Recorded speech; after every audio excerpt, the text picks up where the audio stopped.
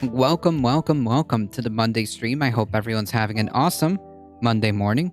Howdy, everybody. I hope everybody can hear me okay. First and foremost, hi, Vincent, and thank you so much for the raid. I see you. Thank you. I appreciate that. Folks, If you have a moment, please go to twitch.tv/idansinson and go give him a follow. Go show some support. Thank you.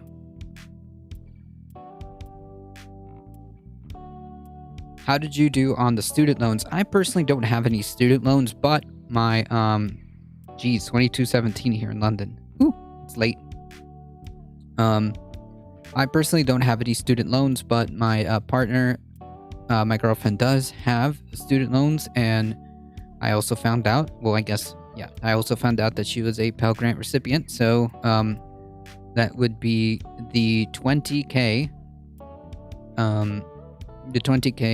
student debt relief. So that's good. Something is something, I suppose. I think a notable part also is that they are having the income cap, right? Like instead of 10% of your income, it is it's going to be capped at 5.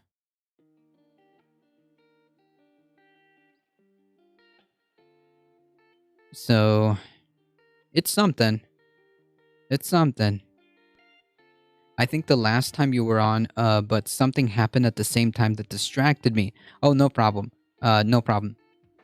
5% of discretionary income, and the floor for discretionary income is going up. Yeah, there we go. So something to that effect. Which again, it is something. And the dates in which these things are going to start have been pushed to December, or I guess I should say the beginning of next year. The beginning of next year. So it's, like I said, it's something. All right, it's something. Surfer McGritty, how's it going?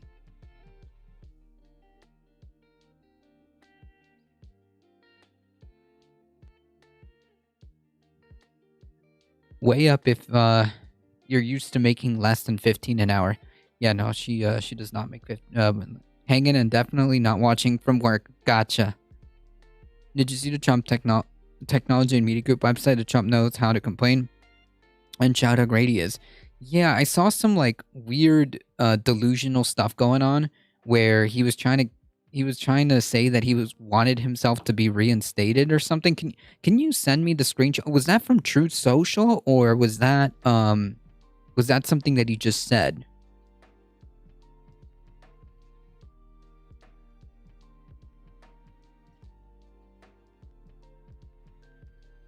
Okay, on Truth Social, can somebody get me a screenshot for that?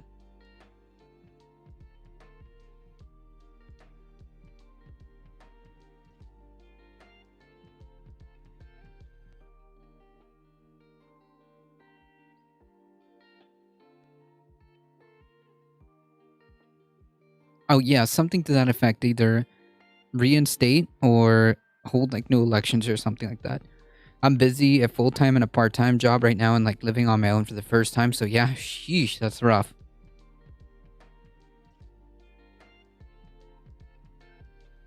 Imagine how good of a system we live in where somebody has to work a job and a half. In other words, definitely about what, like 60 hours a week or something? Maybe more to stay alive. I brought it to your attention about Trump's internet and TV empire. Yeah, I saw something to that effect. But yeah, if you can get me a screenshot from that True Social, that would be great. Yeah, 60 hours. That's ridiculous. No, it's not okay.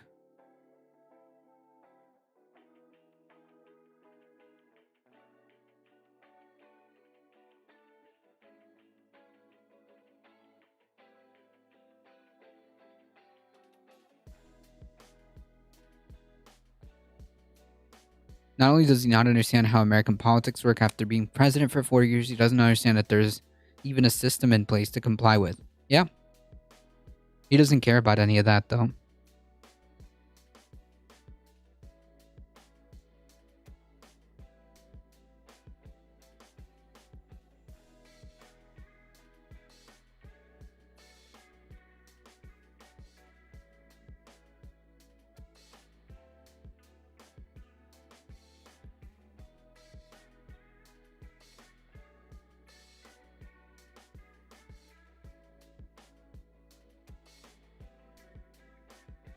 Forbes has articles?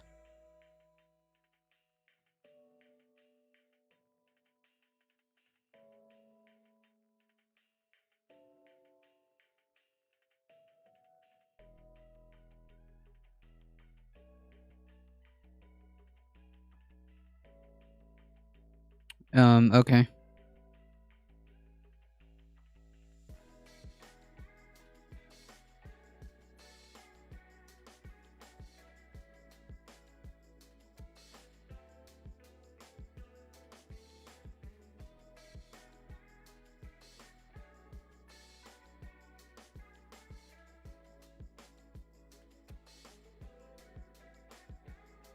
I don't know where to find it though. I'm trying to see, but I haven't seen a link. Can you send that to me, Alio?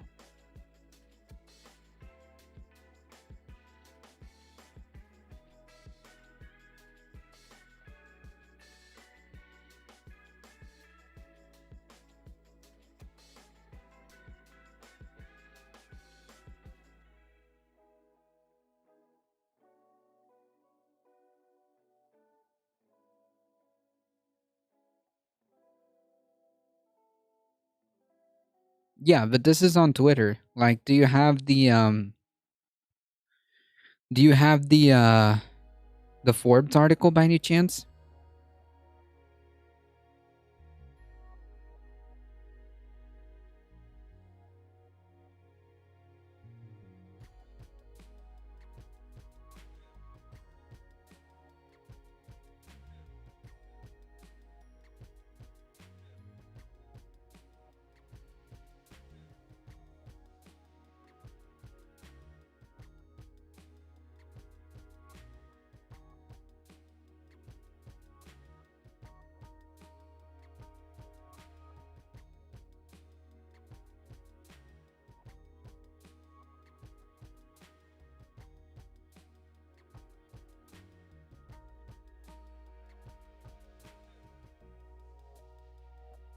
Here we go.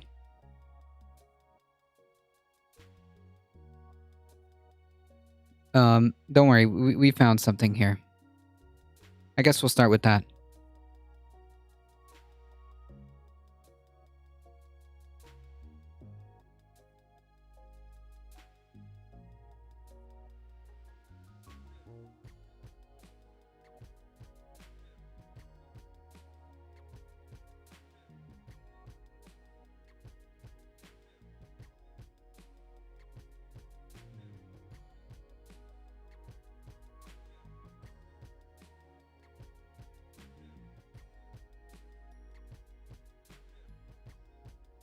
Oh, this is, yeah. No political discrimination except for the things that I don't like. Canceling cancel culture. We already know that's a meme. They don't believe in that. Standing up to big tech by becoming big tech.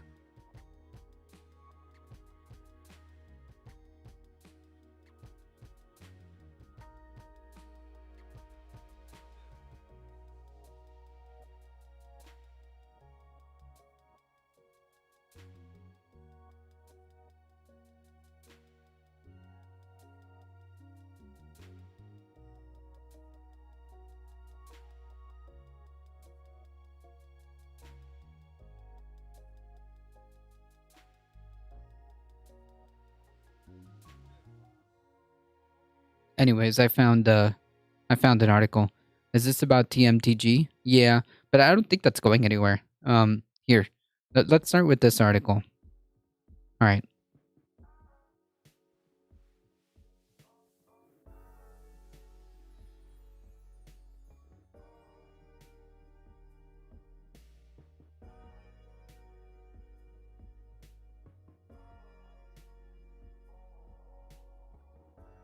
Trump demands either new election immediately or make him rightful president now. Okay.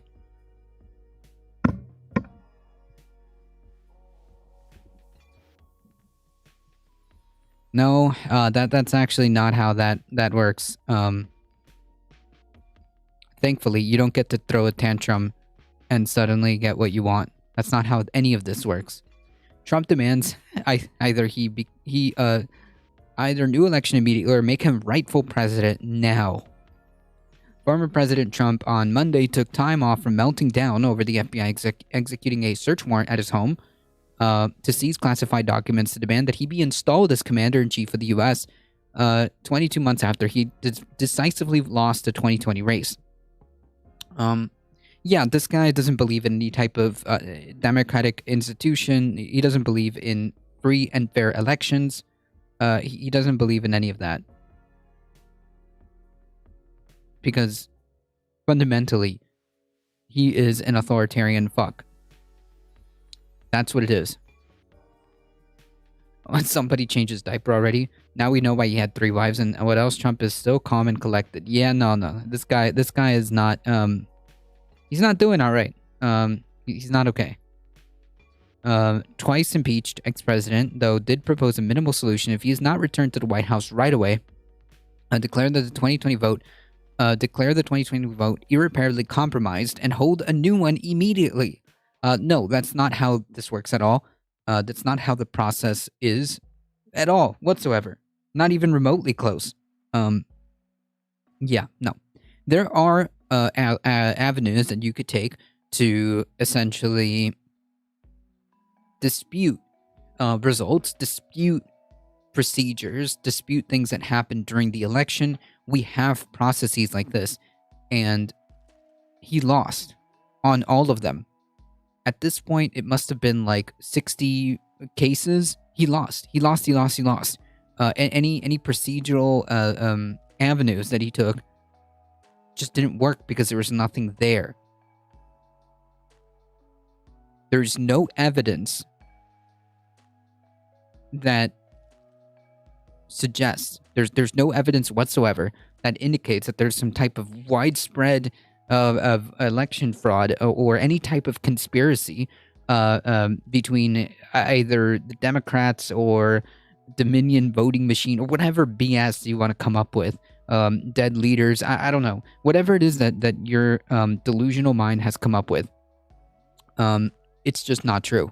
Okay? It's just not true. I'm sorry. It didn't happen. It is now 2 years later. Get over it. It is 2 years later. And we're here. But unfortunately, that is not the point, really. The point is to continue to sow distrust in our electoral system. That's what it is. That's really what it is.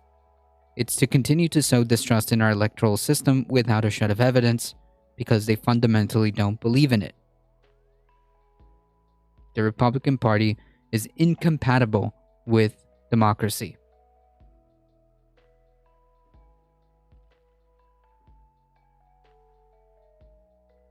Covfefe is a hell of a drug, true.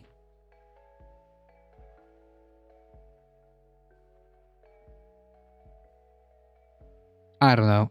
These are opinion. This is speculation. The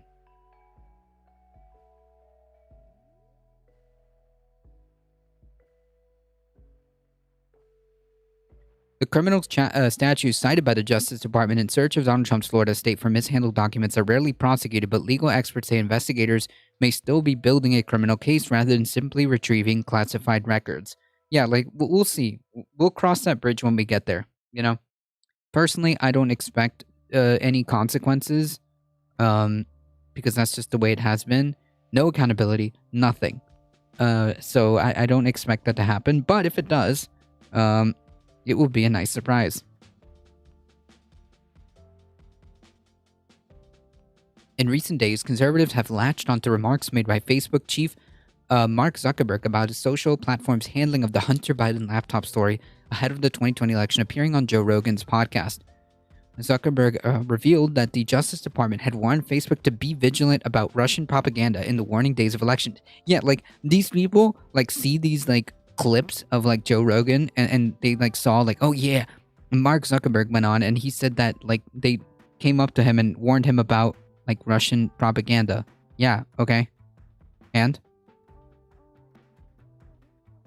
while Zuckerberg specifically said the feds did not flag the laptop as disinformation, Yeah, like, and they're still going on about this. He told Rogan that Facebook did limit the reach of the New York Post Hunter Biden story on newsfeed for a few days as fact checkers determined whether it was true. Right, because when you have such a big platform, especially as big as Facebook, and you're like propagating bullshit story after bullshit story, which they still do, by the way. I mean, like, it kind of um erodes our ability to kind of have good information.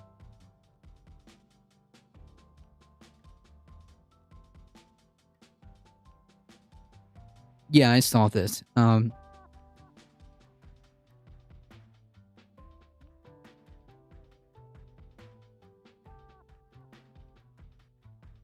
I suspect that, of course, they needed to do this because the nature of the sensitivity of the documents, I'm sure. Somebody had to, take a look at that first, I'm sure.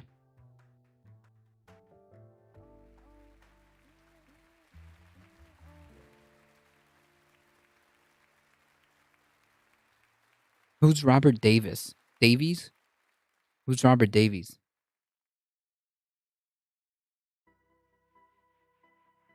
Determine whether it was true. Unlike Twitter, however, Facebook users were free to share the article on their pages. And also, like, whatever came of the Hunter Biden story, right? Nothing.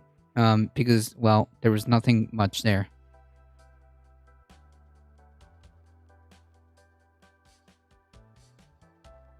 Additionally, a recent survey by Technometrica Institute of Policy and Politics found that 79% of respondents believed that Trump would have likely defeated President Biden if voters were told that the content of younger Biden's laptop were genuine and not Russian disinformation, as had been suggested by the intelligence community.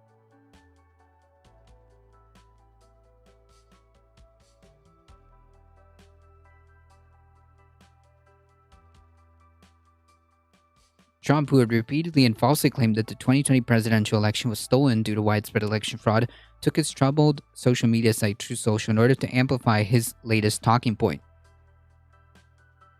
Is this what is no.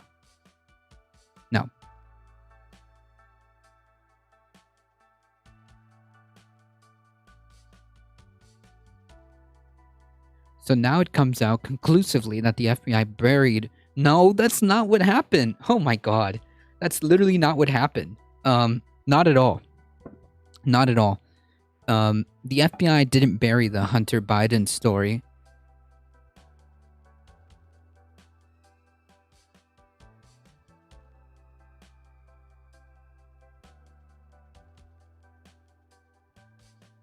They didn't bury the Hunter Biden story. Mark Zuckerberg specifically said that the feds did not flag the laptop as disinfo. So it wasn't the feds. Okay, this is a misrepresentation. Before the election, knowing that if they didn't, Trump would have easily won the 2020 presidential election on a based on a bullshit story.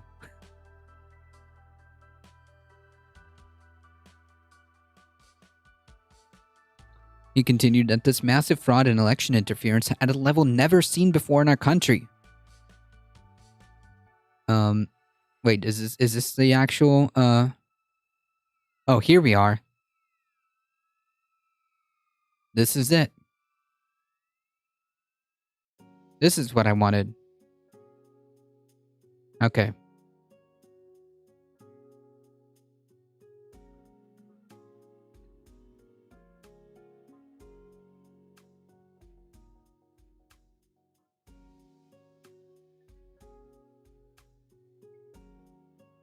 The Spanish actor, Republican, and Gina Carano from The Mandalorian. The movie is blaming Biden. Oh. Yeah, I don't know. There's no... yeah, nobody should watch any Daily Wire garbage, okay?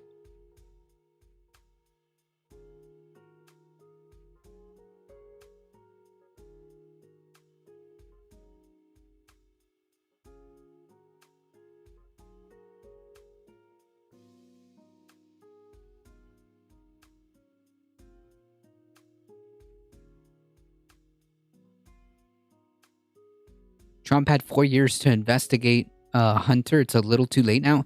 Yeah, like, they never cared about that. It's just a distraction. Yeah, it's just a distraction. This is what I wanted. So now it comes out conclusively. Not really. That's a very strong word. Conclusively. No, not really. That the FBI buried the Hunter Biden laptop story before the election, knowing that if they didn't, Trump would have easily won the 2020 election. Not the case. This is massive fraud and election interference. Not really. At a level never seen before in our country. The remedy: declare the rightful winner. We did. Or this would be the minimal solution: declare the 2020 election irreparably compromised, but you have to prove that it was. Okay? You have to prove that it was. That's kind of how this works. And have a new election immediately. No. No, that's not how any of this works.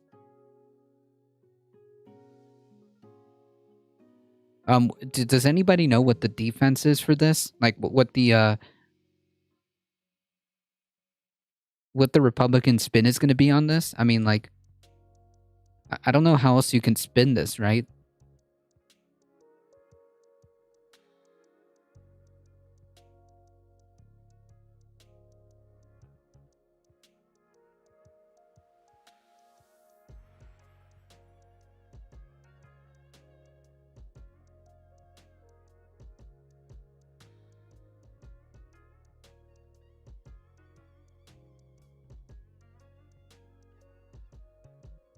They'll find a way. I mean, like, what else are you gonna like? How else are you going to spin this? And what makes this so dangerous is that, like, again, this dude's like goal is to undermine the electoral system, right? Is to continue to shake the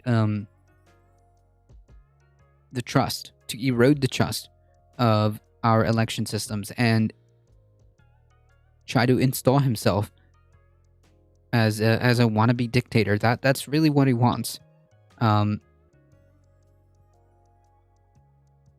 and the Republican Party seems to be pretty much silent about this.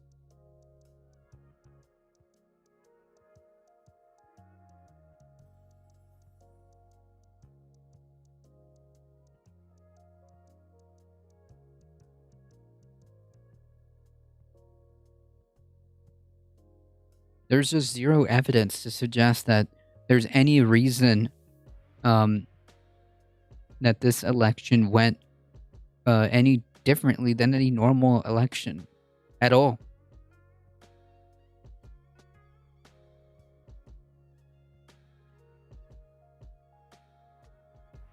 Earlier this year, longtime Trump ally and Stop the Steal advocate Mo Brooks revealed that the former president had privately pushed him to remove Biden from office, install Trump back in the White House, and hold a new special election. Trump would eventually rescind his endorsement for Brooks in the Alabama Senate race for going woke by telling the Republicans to move on from the 2020 election. That's right, because, words have no meaning. Woke just means what I don't like. Old man yells at cloud should have been the headline. True. It would have been indistinguishable. Meta, the parent company of Facebook, pointed out last week that the FBI shared general warnings about foreign interference, nothing specific about Hunter Biden. The Bureau, for its part, has also said that while it provided companies with foreign threat indicators to help them protect their platforms, it cannot ask or direct companies to take action on information received. Meanwhile, Trump's latest fascistic rantings come just a day after Trump boosted top sycophant Senator Lindsey Graham's prediction that there would be riots in the streets if the DOJ indicts the former president for mishandling classified information. Right. So we'll get to that in a second.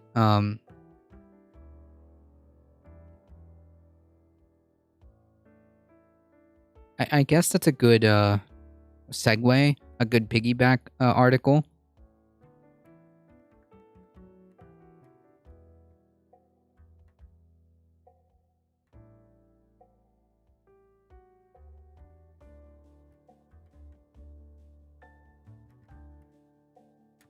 Maybe we should play his clip instead of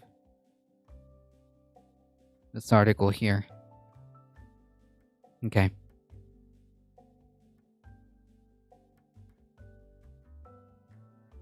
Yeah, so Trump blatantly just showing that democracy does not matter. Any type of semblance of the vote does not matter to him. He just doesn't care. He just wants to be in power by any means necessary.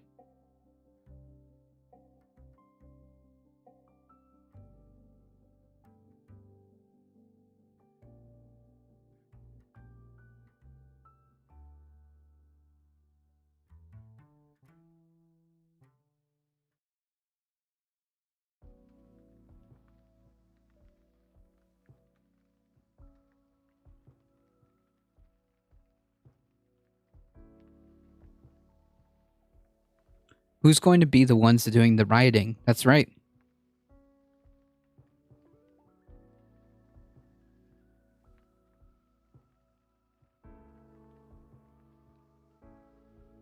That is 100% correct. The people that are going to be doing the rioting are obviously uh, the uh, the far right folks who have bought into the sauce. Lindsey Graham and Trump is not a. It's not January 6th anymore. People are going to jail. Yeah, but I think that it would be worse because these guys are continuing to push this. Um, yeah, stochastic terrorism is what's going on.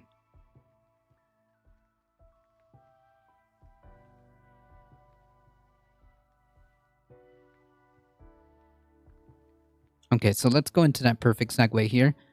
Graham predicts riots in the streets if Trump is prosecuted over falsified records.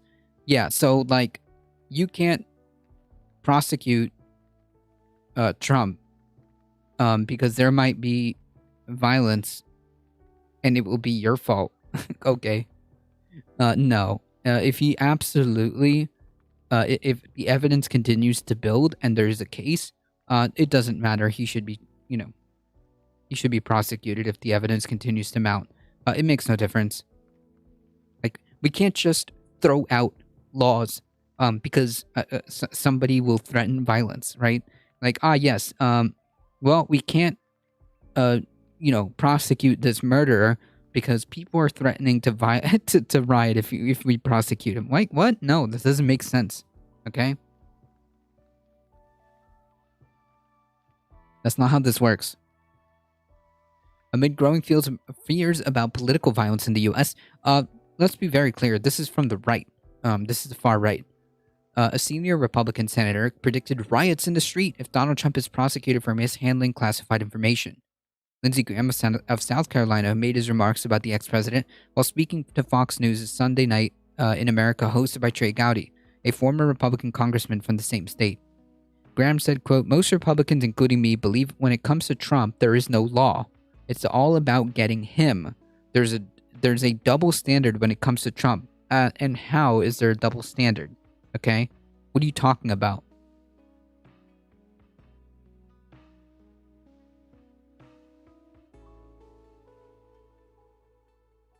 What are you talking about? Alleging a failure by the FBI to investigate Hunter Biden, Joe Biden's son. I mean, if there was criminality, you can investigate him. Like, I don't understand. If there is no criminality, you won't get investigated by the FBI. It's that simple. It's that simple. And during Trump's presidency, like, the FBI director was somebody that Trump put. The head of the DOJ was somebody Trump appointed. Like, bro.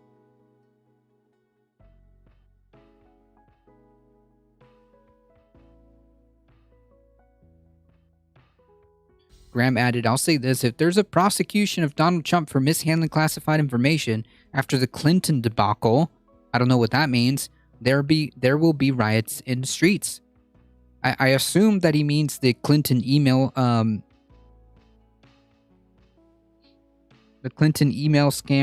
scandal.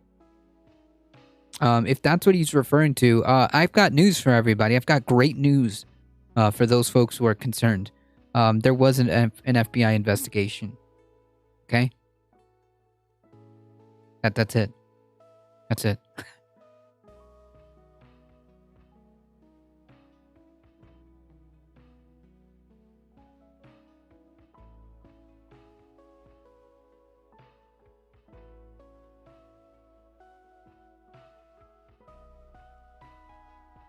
As a House Committee chairperson, Gowdy investigated Hillary Clinton's work as Secretary of State, including her handling of the attack on Benghazi, of course, and her use of a private email server.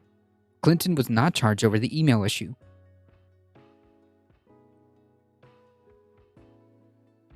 Yeah, so there was an investigation. And Trey Gowdy was part of it, so he should know. Butter emails. Clinton was grilled and no culpability was found. Yeah, like I think that at the end of the day, the FBI research investigation didn't find like anything too serious, from what I understand. They looked through all the 30,000 emails. Whatever.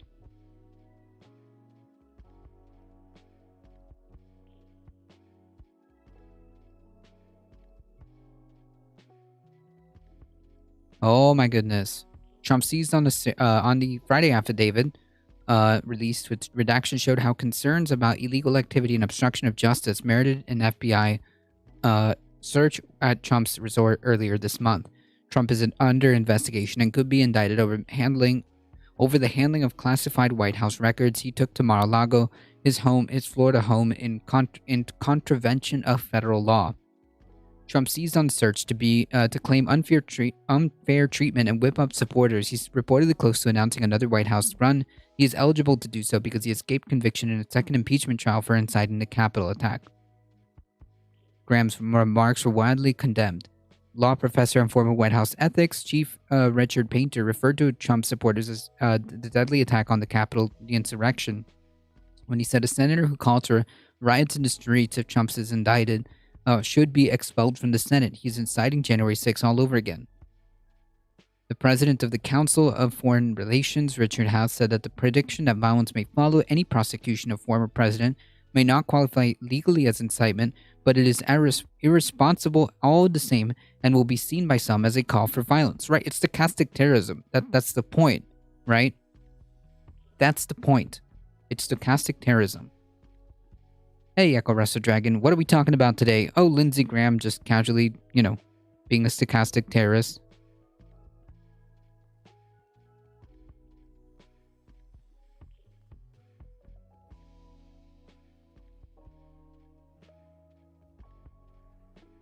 Oh yeah, also Trump throwing a tantrum, a dictator tantrum.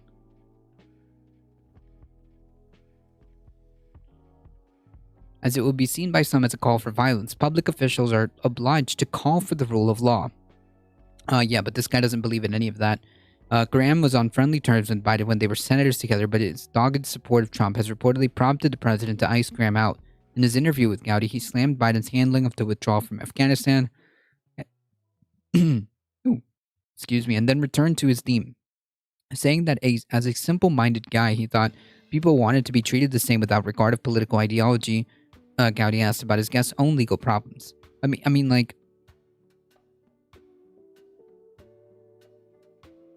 yeah, it doesn't matter if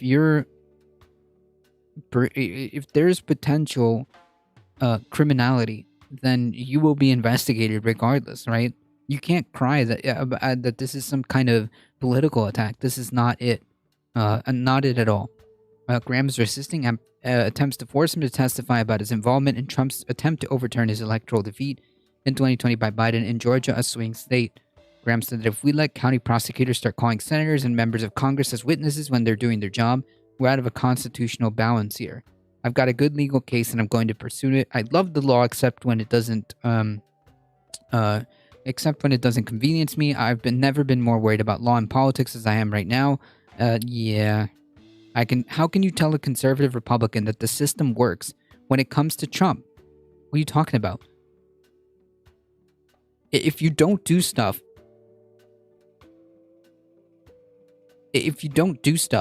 that would attract the attention of the FBI, then chances are you're not going to get investigated by the FBI.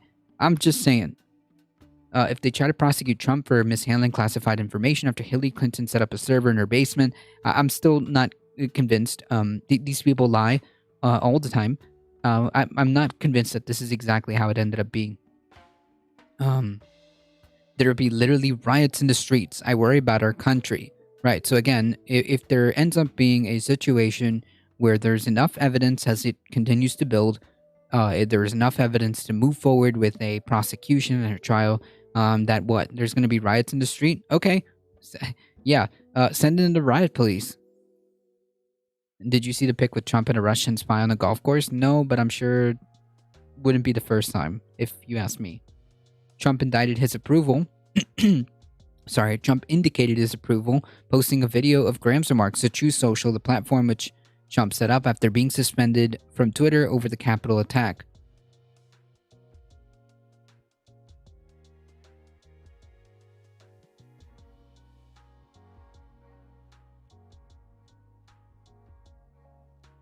Former Republican Congressman Joe Walsh has emerged as a Trump critic, predicted that there will be indeed violence if Trump is indicted. I see and hear those threats all the time, but threats of violence should never stop the pursuit of justice. Yeah, you see, that's a whole different rhetoric. That is a whole different statement than like some thinly veiled, like, look, if you prosecute him, there will be riots. Those are two different things. The threats of violence should never stop the pursuit of justice, and you never, and you know that, Lindsay, but you're too much of a coward to say that. Yeah, well, he's not interested in honor or principles. He's a Republican. But anyways, I try not to look at him. Yeah. Yeah, gaslighting. Let's see. Instead of just reading articles, why don't we just hear it from the person? Say this. If there's a prosecution of Donald Trump for mishandling classified information after the Clinton debacle, which you presided over and did a hell of a good job, there'll be riots in the streets. Yeah.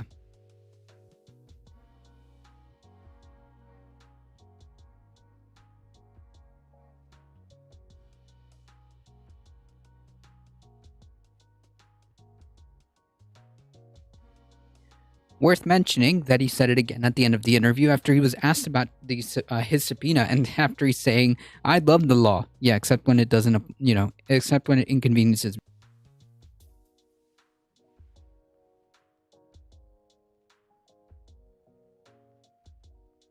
Trump is a private citizen, and letting Trump do whatever he wants will make MAGA worse. Consequences must follow. Yeah, I don't even care. I'm not interested in what these people think. The fact of the matter is that no one is above the law, and if there continues to be a mounting evidence to point to a warranted prosecution, then so be it. Then so be it.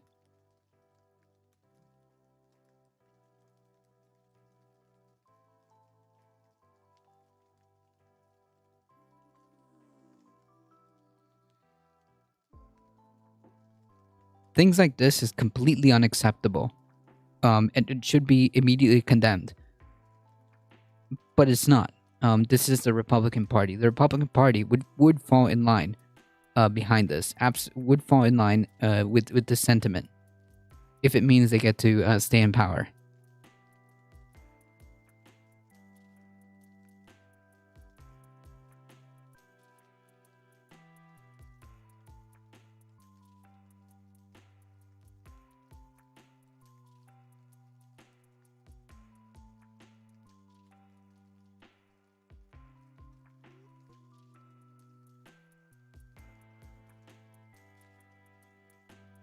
Graham should be sanctioned for running his mouth. We'll see just how much squeeze is going to happen. Squeeze is going to happen from the Georgia case. We'll see. Yeah, even McConnell declared that there was no voter fraud. Yeah, there's just no evidence to suggest that there's any type of widespread voter fraud or widespread election fraud or any type of coordination to alter the results of this election. There's just no evidence to suggest that there's this massive conspiracy. It just didn't happen. Okay, it's been 2 years. It didn't happen. There's no evidence. There's no court cases. Nothing. No one's testifying under oath. Who have evidence? Nothing. Nothing is just not there. The fact is, well, it's was just a normal election, okay? That's it. That's all that happened. It's a normal election. Votes were counted. That's it. Is Trump admitting he's not healthy enough for 2024? Nah. He's no.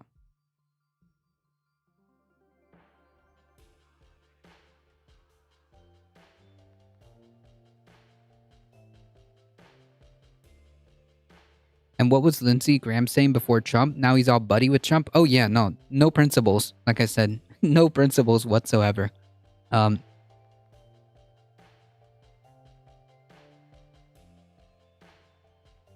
Like I said, he's a Republican. No principles required. Leave him at the door, please.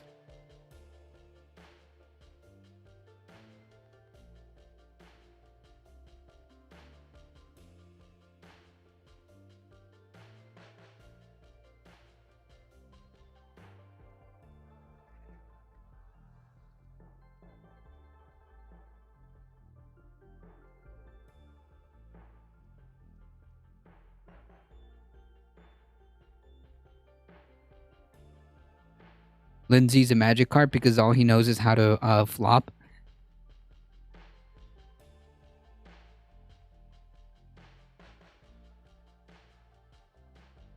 No, that's not the name of it. It's called Splash, isn't it? Magikarp's only move.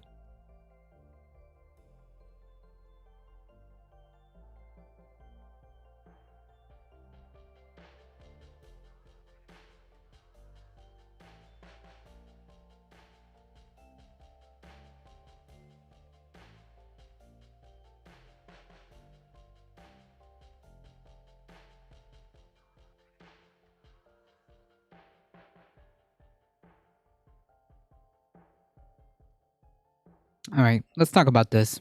This is a good meme.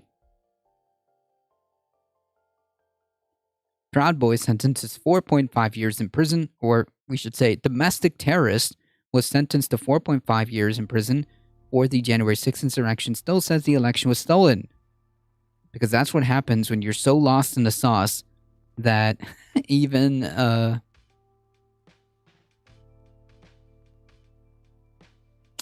you're getting sentenced, no sense of no sense of attempting to return back to reality. Will Lindsey Graham defend Trump in court? I have no idea. I don't think he's in any position, assuming that he has like some type of compromising information, or I should say, assuming that a testimony from Lindsey Graham would put Trump in a compromising position. I don't think that it would matter because at the end of the day, he's going to be testifying under oath. So I don't think he has much of a choice there except try to use his lawyers or his legal advisors or whatever lawyers to help him navigate that. But if he ends up being called and he ends up having to testify under oath, it's a whole different story. It's the same reason why you see people like make YouTube videos, make shitty documentaries about the fraudulent election or whatever. But none of these people would ever put their evidence to the test. None of these people, like Dinesh D'Souza. Do you think like someone like Dinesh D'Souza or shoot, I forgot what the other clown was. Do you think that somebody like Dinesh D'Souza would like testify under oath under threat of perjury? No way. That's why instead he makes shitty documentaries. Yeah, Lindell. Well, I don't know. Lindell may need some professional help. He might be a real believer. He'll go down.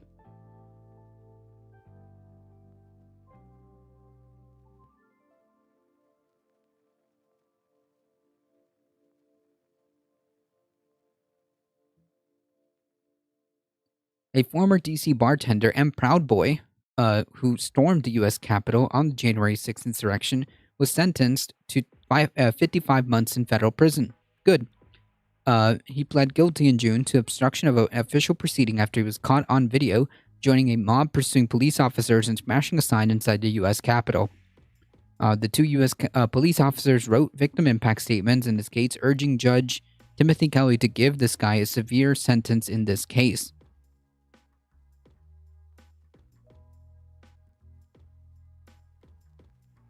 Jenna Ellis and the Kraken woman. Yeah, and Rudy G losing his legal license. Yeah, none of these people. I mean, like especially like people like Rudy Giuliani too. Um, when it comes down to testifying under oath, it's a whole different tune. Ultimately, Kelly imposed a sentence that fell a few months short of the 5 years that the prosecutors had requested. He said that he apologized for his actions. Um, Clearly, he still believes, so I don't know how uh, sincere that was. And he was not happy that the January 6th insurrection happened at all, but he said he still held on to his beliefs that Donald Trump actually won the election and he lost to President Biden. Again, like this is no basis in reality whatsoever. This just never happened. This dude was led to do domestic terrorism over a lie. Like think about that.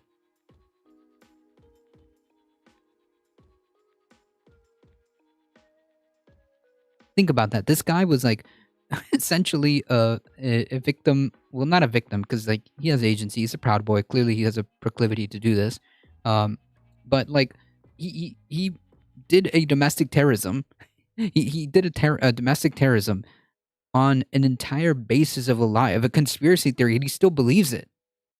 He still believes it.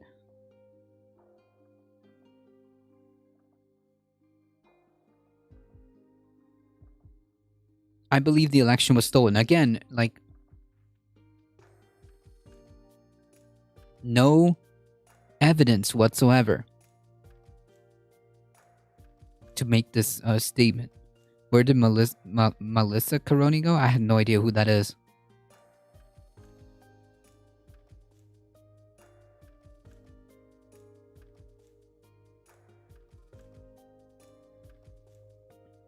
I have no idea who that is. Which set up for defendants who are vaccinated from who are vaccinated for COVID.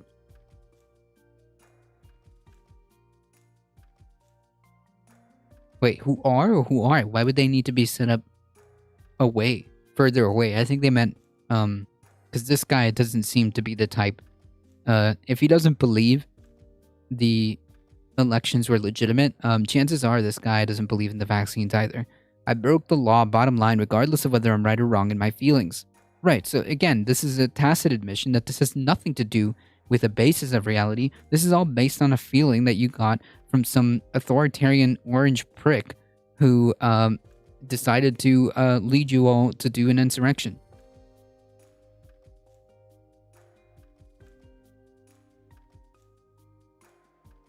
She testified with Giuliani about the election fraud. Oh, is that the one that they made fun of? Oh shoot, what was that? The funny videos where she showed up like super drunk.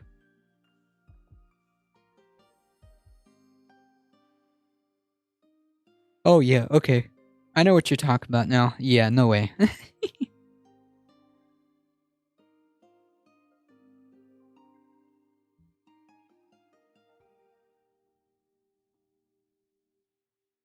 That's too funny. All right, give me 1 second, guys. Just a second, okay? Promise.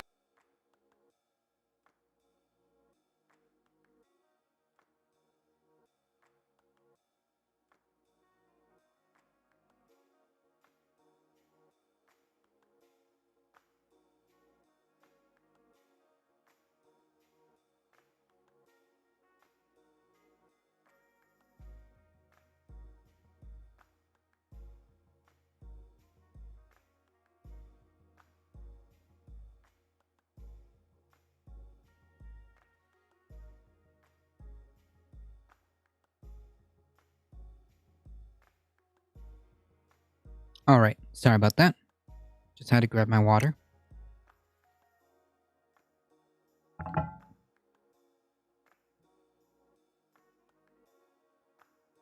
Robert Lee Jenkins, a court-appointed attorney for this dude, said that the outside courtroom there was no convincing Pruitt otherwise.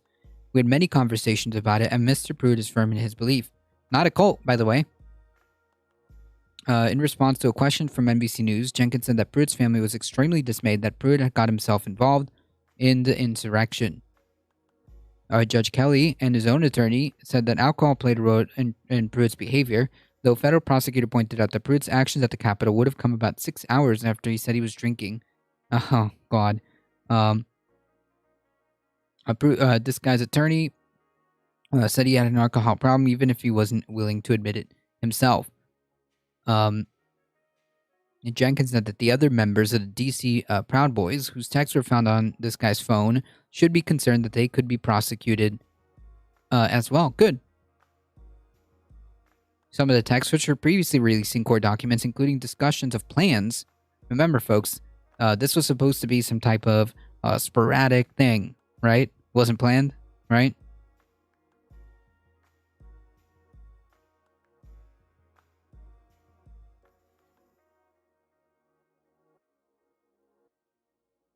Okay. I think they should be very concerned. Good. Good. He came in with close distance to Senator Chuck Schumer, sending the New York Democrat and his security team running in the other direction. A member of the Schumer's Capitol Police security team wrote about their near meeting with this guy in his victim impact statement. Every day I enter the beacon of our country, the U.S. Capitol. I relive the memories of that day, and none are as impactful as the moment I saw this guy approaching us with the intent to inflict harm to the majority leader. It is only due, this guy's a domestic terrorist. It was only due to our team's planning of alternate evacuation procedures and quick action that this impending meeting did not result in bloodshed or serious bodily injury. He told the judge that it was in bad taste for him to throw a wooden sign in the Capitol, but Kelly said that it was a lot more than being in bad taste. Yeah. Yeah, he's a domestic terrorist. Kelly said that it was extremely troubling that Pruitt, that this guy didn't express regret for his actions during the media interviews before he pleaded guilty, because he doesn't have any. You're dealing with somebody who is completely bought into this wholesale. He completely believes that the election was stolen. That there's no going back from that. There was nothing patriotic about what happened that day. Far from it. It was a national disgrace. Anyways, domestic terrorist gets 4.5 years in prison. Well, the redacted affidavit showed that the 184 documents bearing classification markings were retrieved from Trump's Florida resort in January. This is in addition to 11 sets of documents, some bearing the designation of top secret and secret compartmentalized something. I forget. One of the highest levels of classification taken by the FBI after the search of the property earlier this month. The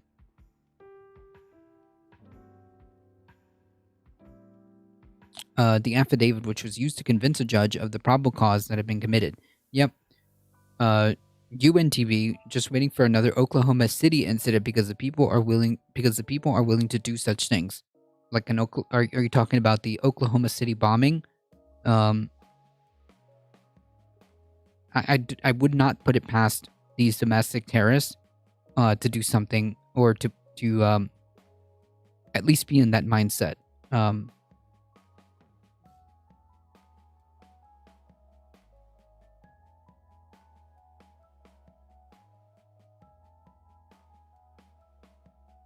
Sensitive compartmented information. Thank you. That's what it is.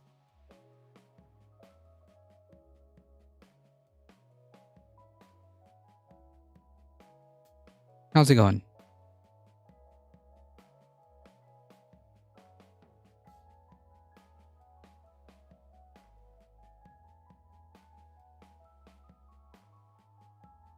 DNC headquarters, though? I don't know what that means.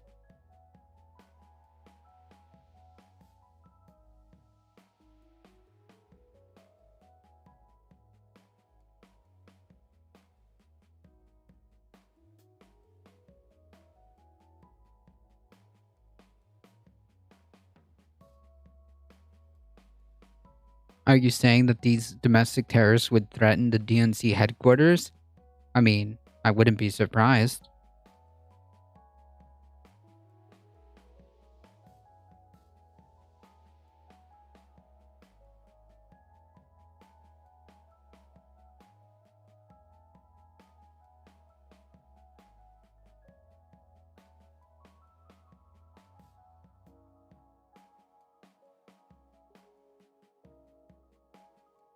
Yeah, cosmic seeking. Who knows the extent of the breach? Who knows the extent of this? To be honest, um, who knows? Who knows? I think that's what they meant. Yeah, that's what I'm interpreting. As that's exactly what I'm interpreting.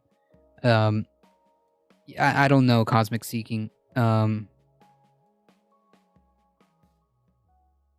don't know. I don't know the extent of the severity of the situation when it comes to these classified, documents or whatnot. All I know is that it's pretty serious, and we don't know the full scope of it. They can just raid the HQ or bomb it, and the Republicans would claim it's Antifa. Yeah, I mean that again. That would not surprise me. That would not surprise me if domestic terrorists, like if these type of domestic terrorists, would try to do something like that, or outright try to do something. That would not surprise me at all.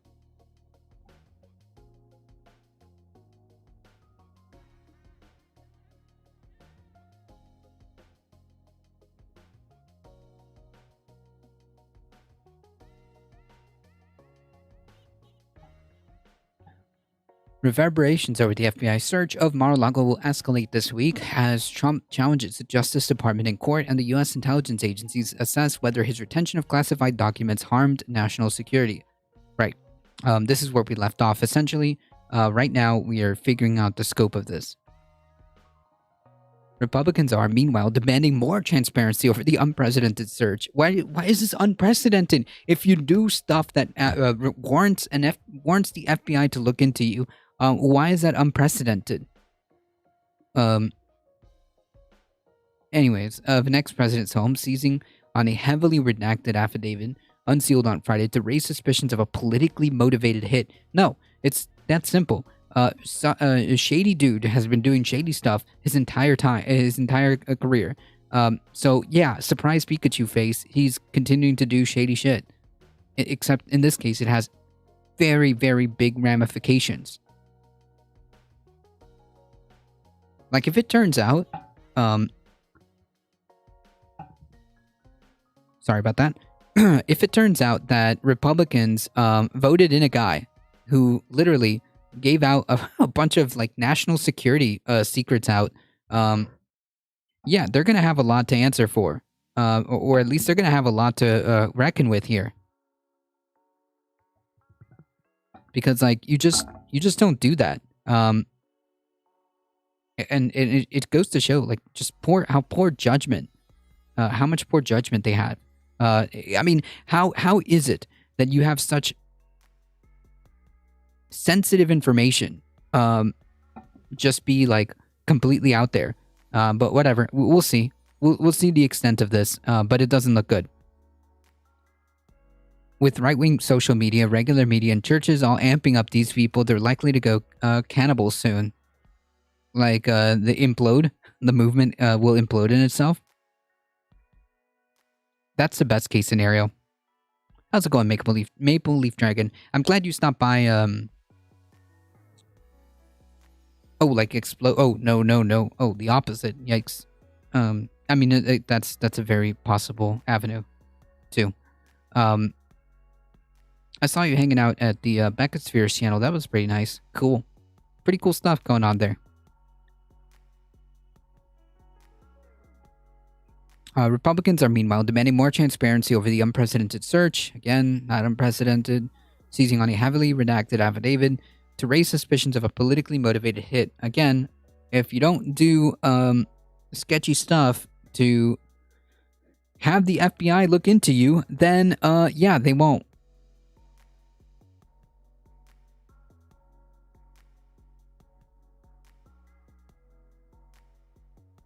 I got a funny video for you. Florida Republicans accidentally banned dictionaries in school. That's pretty funny. I mean, there are legitimate questions about how the Justice Department approached the case given the sensitive involvement of a former president, but GOP criticism is increasing to look like an attempt to build a political case that obscures the core question. Why did Trump take classified documents to his home and purportedly store them in conditions that can make them vulnerable? Because he doesn't give a shit. He never cared about this country.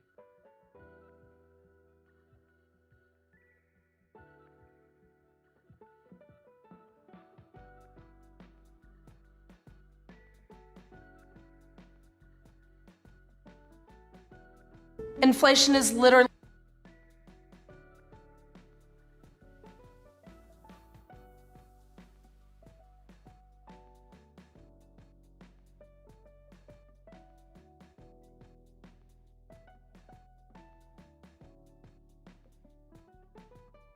Uproar over the surge 3 weeks ago has thrust Trump, who teased a 2024 campaign, back into the center of a midterm election cycle already rocked by the Supreme Court's overturning of the right to an abortion, one factor that has given Democrats of new hope despite their mealy-mouthed and half-measured approaches of staving off a Republican red wave in November instead of actually governing. While President Joe Biden has avoided an expansive comment over his predecessor's legal situation or investigation, he is now trying to make the midterms a choice between himself and Trumpism. That's effectively the Republican Party, right? That's what they are. Instead of a referendum on his own performance. The president blasted the ex-president's Make America Great Again philosophy last week as semi-fascism, and comments that raised political heat ahead of a hugely consequential fall. It's true.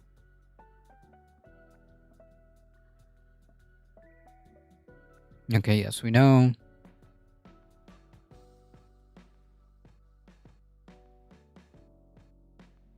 The affidavit and other legal documents show evidence of a long-term effort well before the August 8th FBI raid, FBI search by the Department of Justice to get back the documents that Trump had taken from the White House and should have been in the National Archives.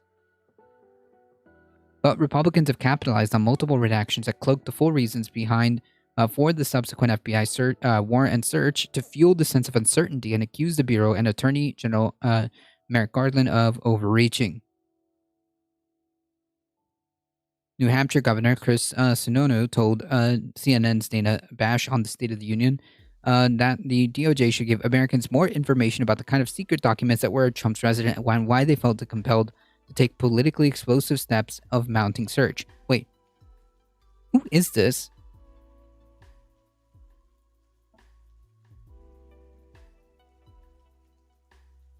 Who is this clown?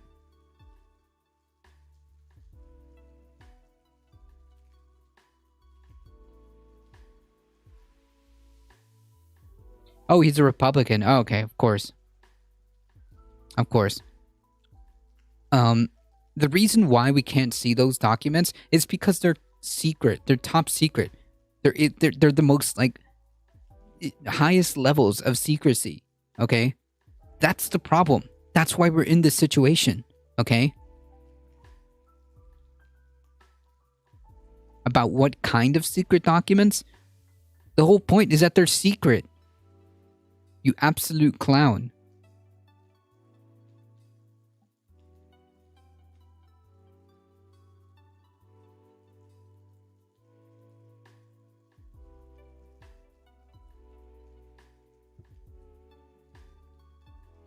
My biggest criticism is that, and I think concern for most of the country, not really.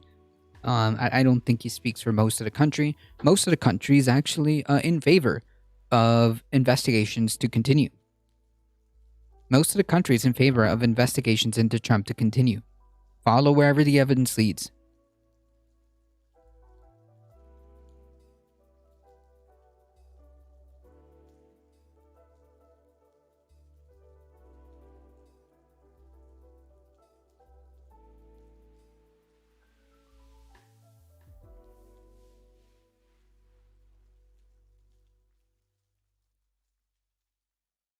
The National Archive record says that it has received both threats and praise.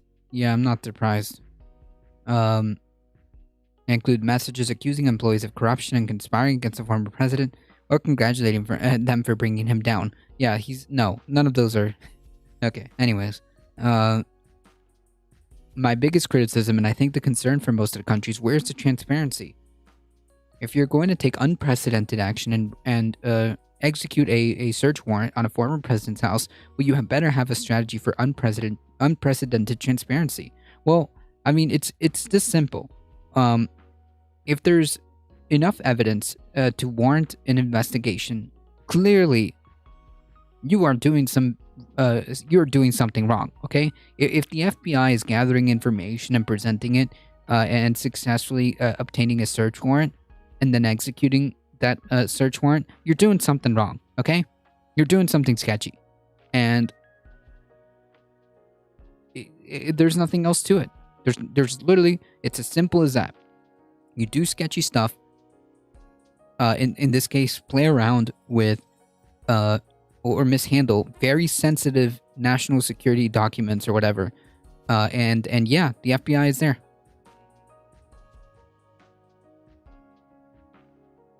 You can't surprise Pikachu face when that happens.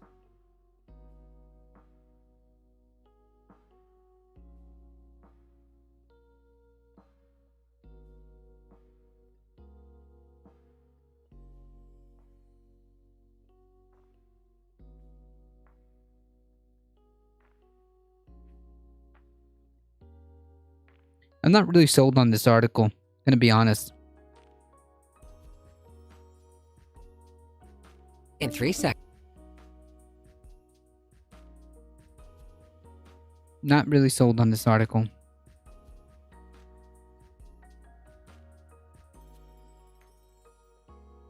The criticism of the department by Sununu was significant and may reflect, but it's not. Like, what's significant about this? It's bullshit.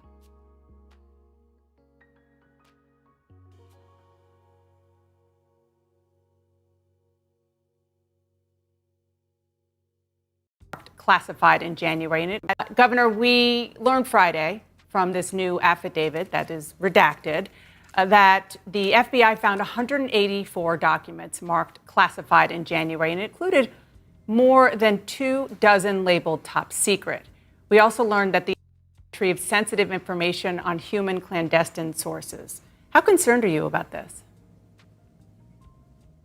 Well, again, my biggest criticism, and I think the concern of most of the country, is where's the transparency, right? We want to... Right. See, he didn't answer the question. That wasn't the question, buddy.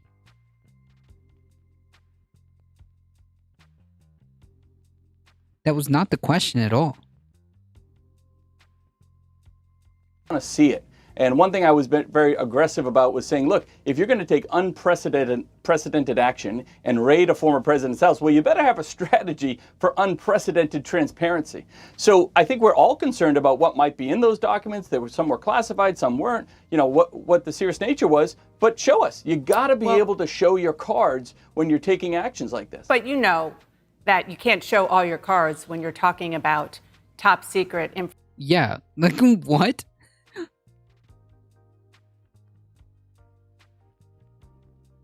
Submit under seal a more detailed description of the materials that were seized from the Trump's estate, something the department on Monday said it would do.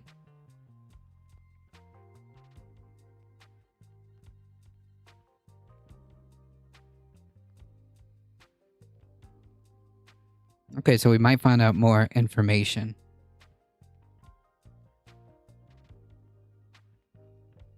The whole point of the investigation, we now know, was that there was very important.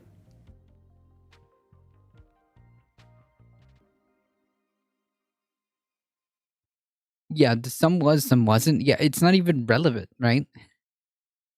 But as far as we know, they were all classified. Yeah, some of the money in my home was stolen from the bank, some wasn't. Politicians on MSM are not on MSN to answer questions. They're there to say what they want you to hear because MSN will never push back when it's important. Yeah, that's a good criticism. Yeah, that's a fair point. Classified information, including human clandestine sources, at risk here. So they can't reveal everything. We did see the redacted affidavit. So the question goes back to the potential risk to American intelligence and national security. Are you concerned about that? Well, this is good. She brought it back, or I should say she circled back to the original question. Well, sure. Look, what's the subject matter? I think we should absolutely be concerned. There's no question about that. But I don't know what to be concerned about. No one seems to. What? Bro. Again, these were labeled some of the most top secret documents. It doesn't matter, dude.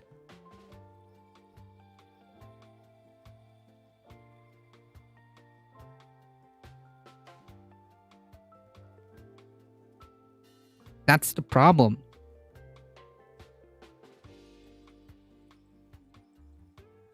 I don't know what to be concerned about. Bro, for real? What's the subject matter? What's the dates? What's the times? It doesn't matter. None of this is relevant.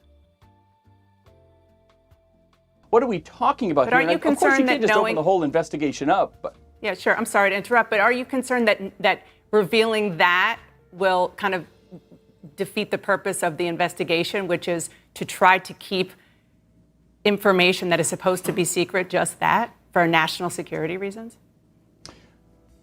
again, I'm not saying put all the documents on the internet, but give us some sense of the subject matter. Give us some sense of the time. It doesn't matter, dude. Holy shit. Man, the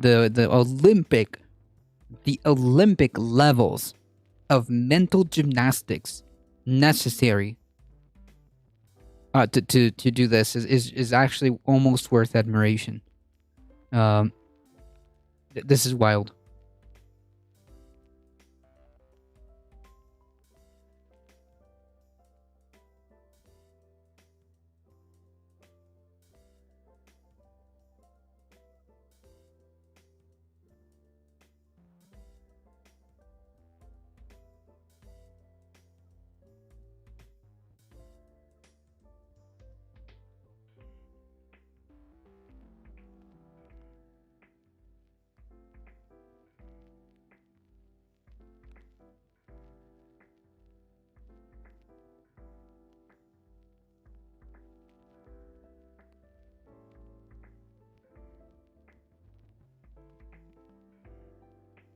Yeah, but God Emperor Trump is and always has been above the law and should remain so.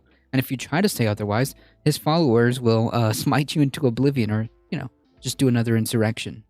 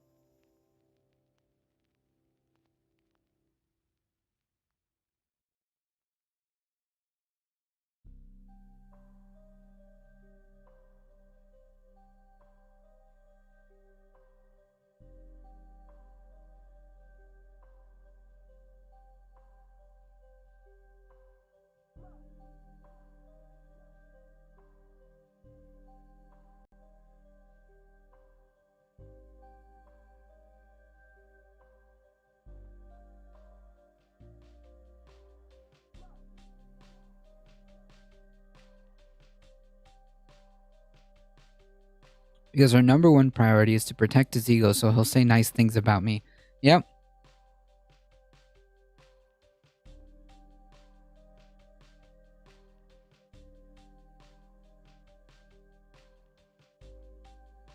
Sadly for Republicans, find another. Nope, that's them. That is them.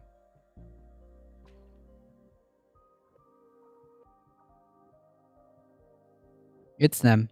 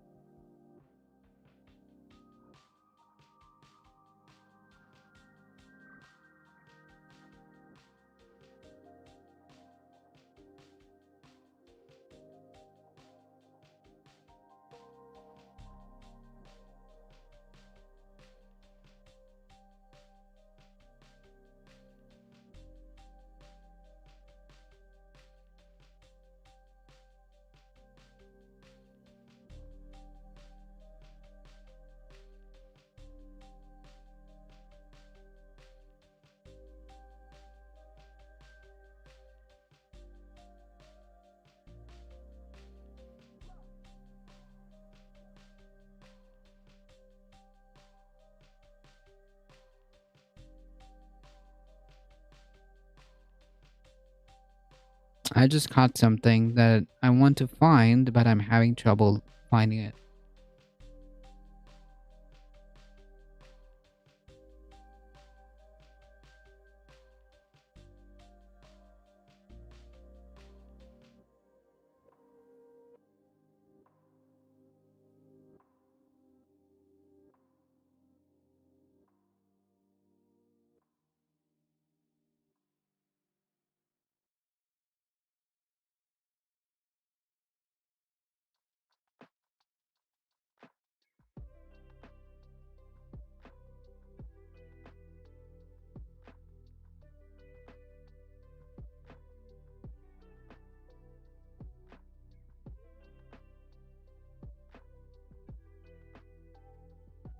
Alright, I give up.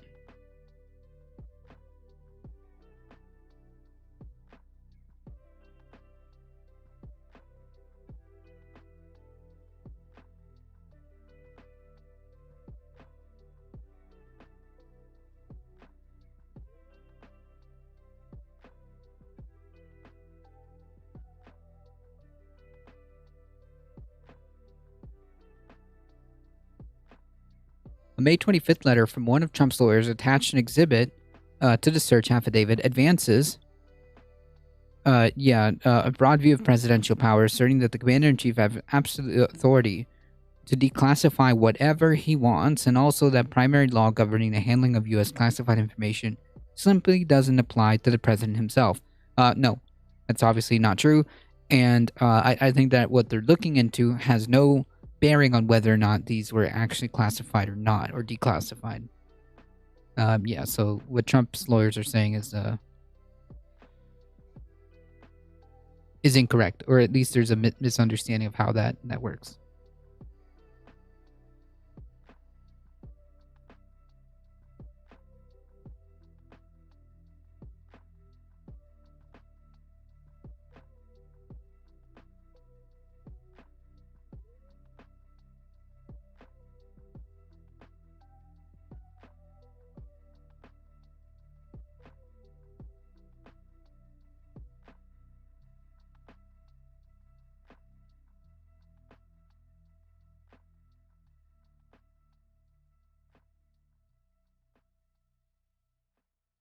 It sounds like Bill Barr's unitary executive theory. I've never heard that.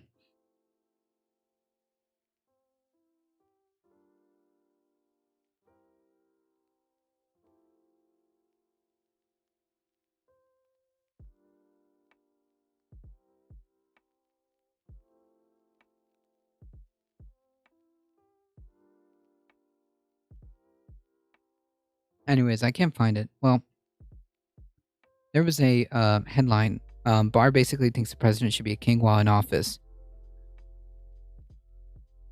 Nah, don't. No, thank you. That's right. Even if they were from 2017, Trump is not allowed to just take them. That's correct. All right, so I'll just read it off here. GOP strategists fear Trump could squat on all the money he's raised and stiff Republican candidates. I hope that ends up being the case. I hope he cons them one last time just to get the rug underneath all the Republican candidate funding. Oh man, that would be chef's kiss right there. Did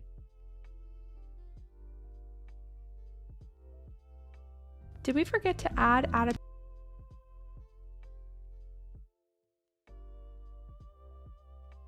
Anyways. I mean, give us some sense of what really drove us in there. I think we were all pretty excited to see what might be in this affidavit, and I think I speak for everyone when we're all pretty disappointed to see it was almost all redacted. I get you got to redact certain things here and there, but you had pages upon pages upon pages redacted to the point where you say, well, what's the point? So when are we going to see the cards? And let's remember, this has been a year and a half in the making, right? The former President Trump has been out of office for going on 2 years now. Why? I think this is a coincidence just happening a few months before the midterm elections and all that sort of thing. So, this is unprecedented, and they had to have an unprecedented strategy, which they clearly didn't have. So he's basically saying that this is a political thing. No, it's not. This has been months in the making. Okay, this is not new. This didn't just happen out of nowhere. This didn't just pop out of nowhere. This has been going on from for months now. They're on their heels. They don't know what to do. We want to see the information so we can have this discussion. We can talk about the subject matter, with some sense. I want to move on, but before I do, I just want to show our viewers, and I'm not sure if you can see it, but I'll tell you the timeline.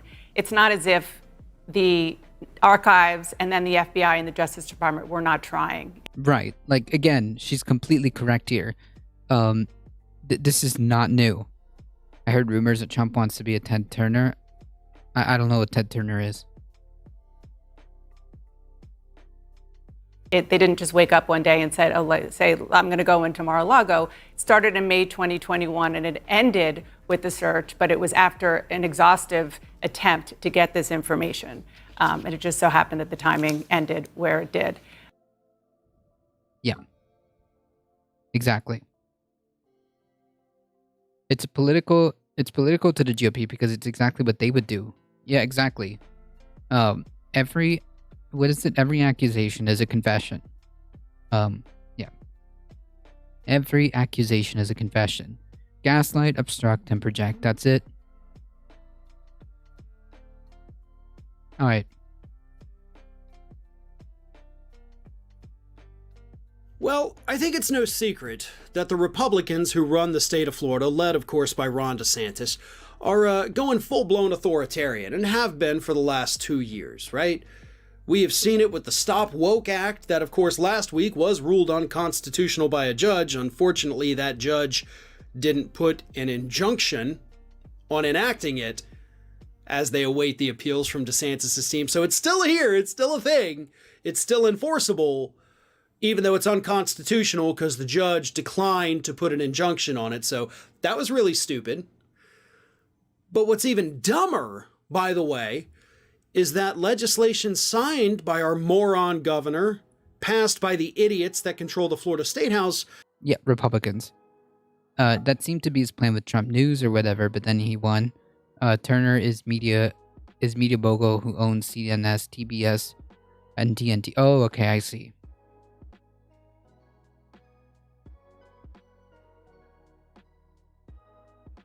Gotcha.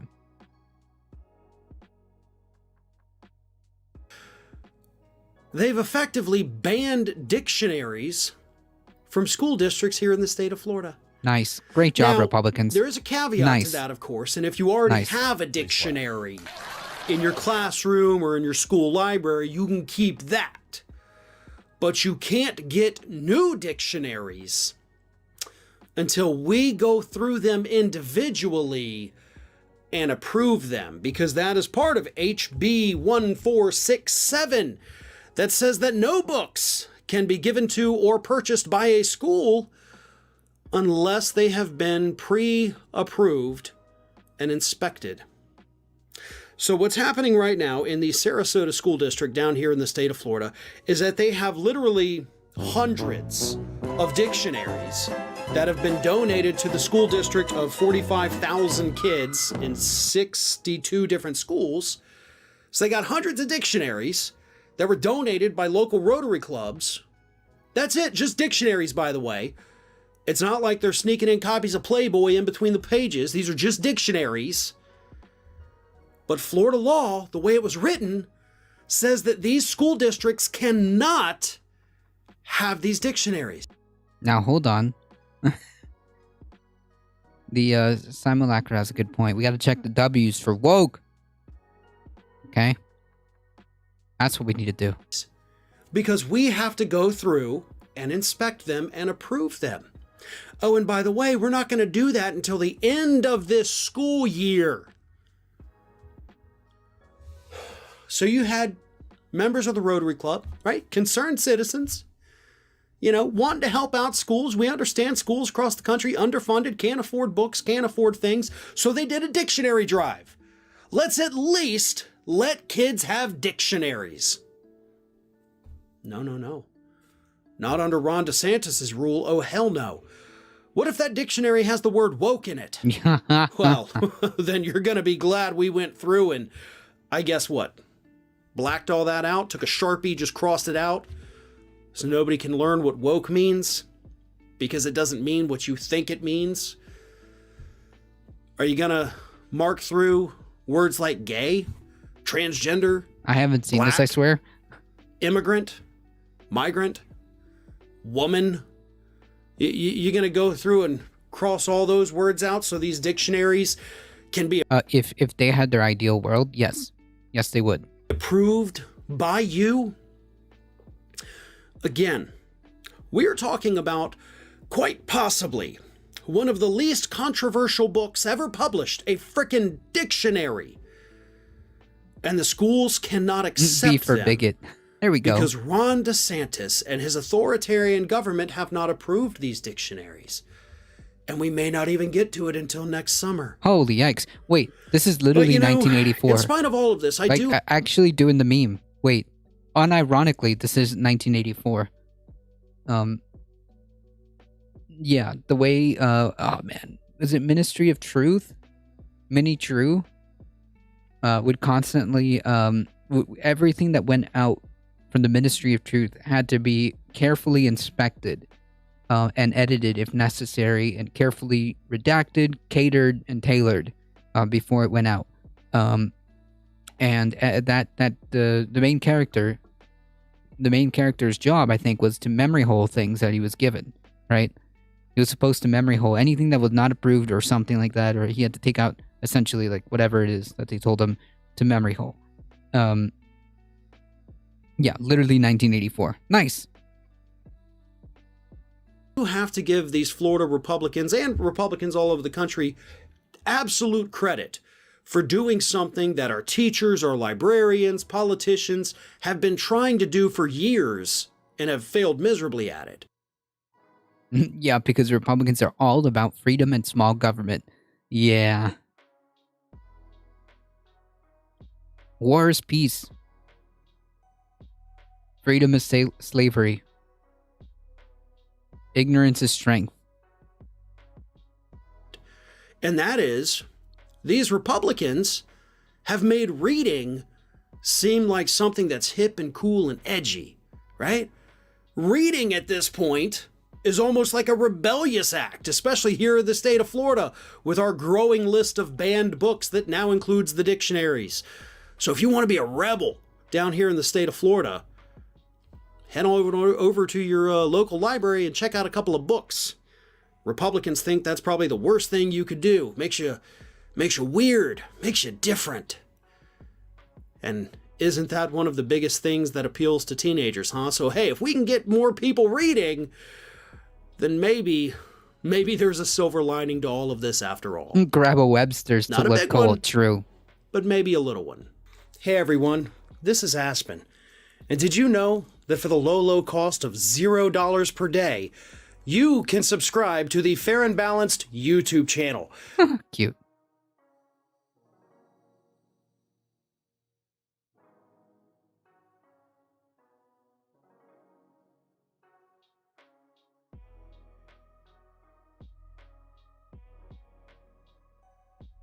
I've read over 7 of his books about class warfare. Nice.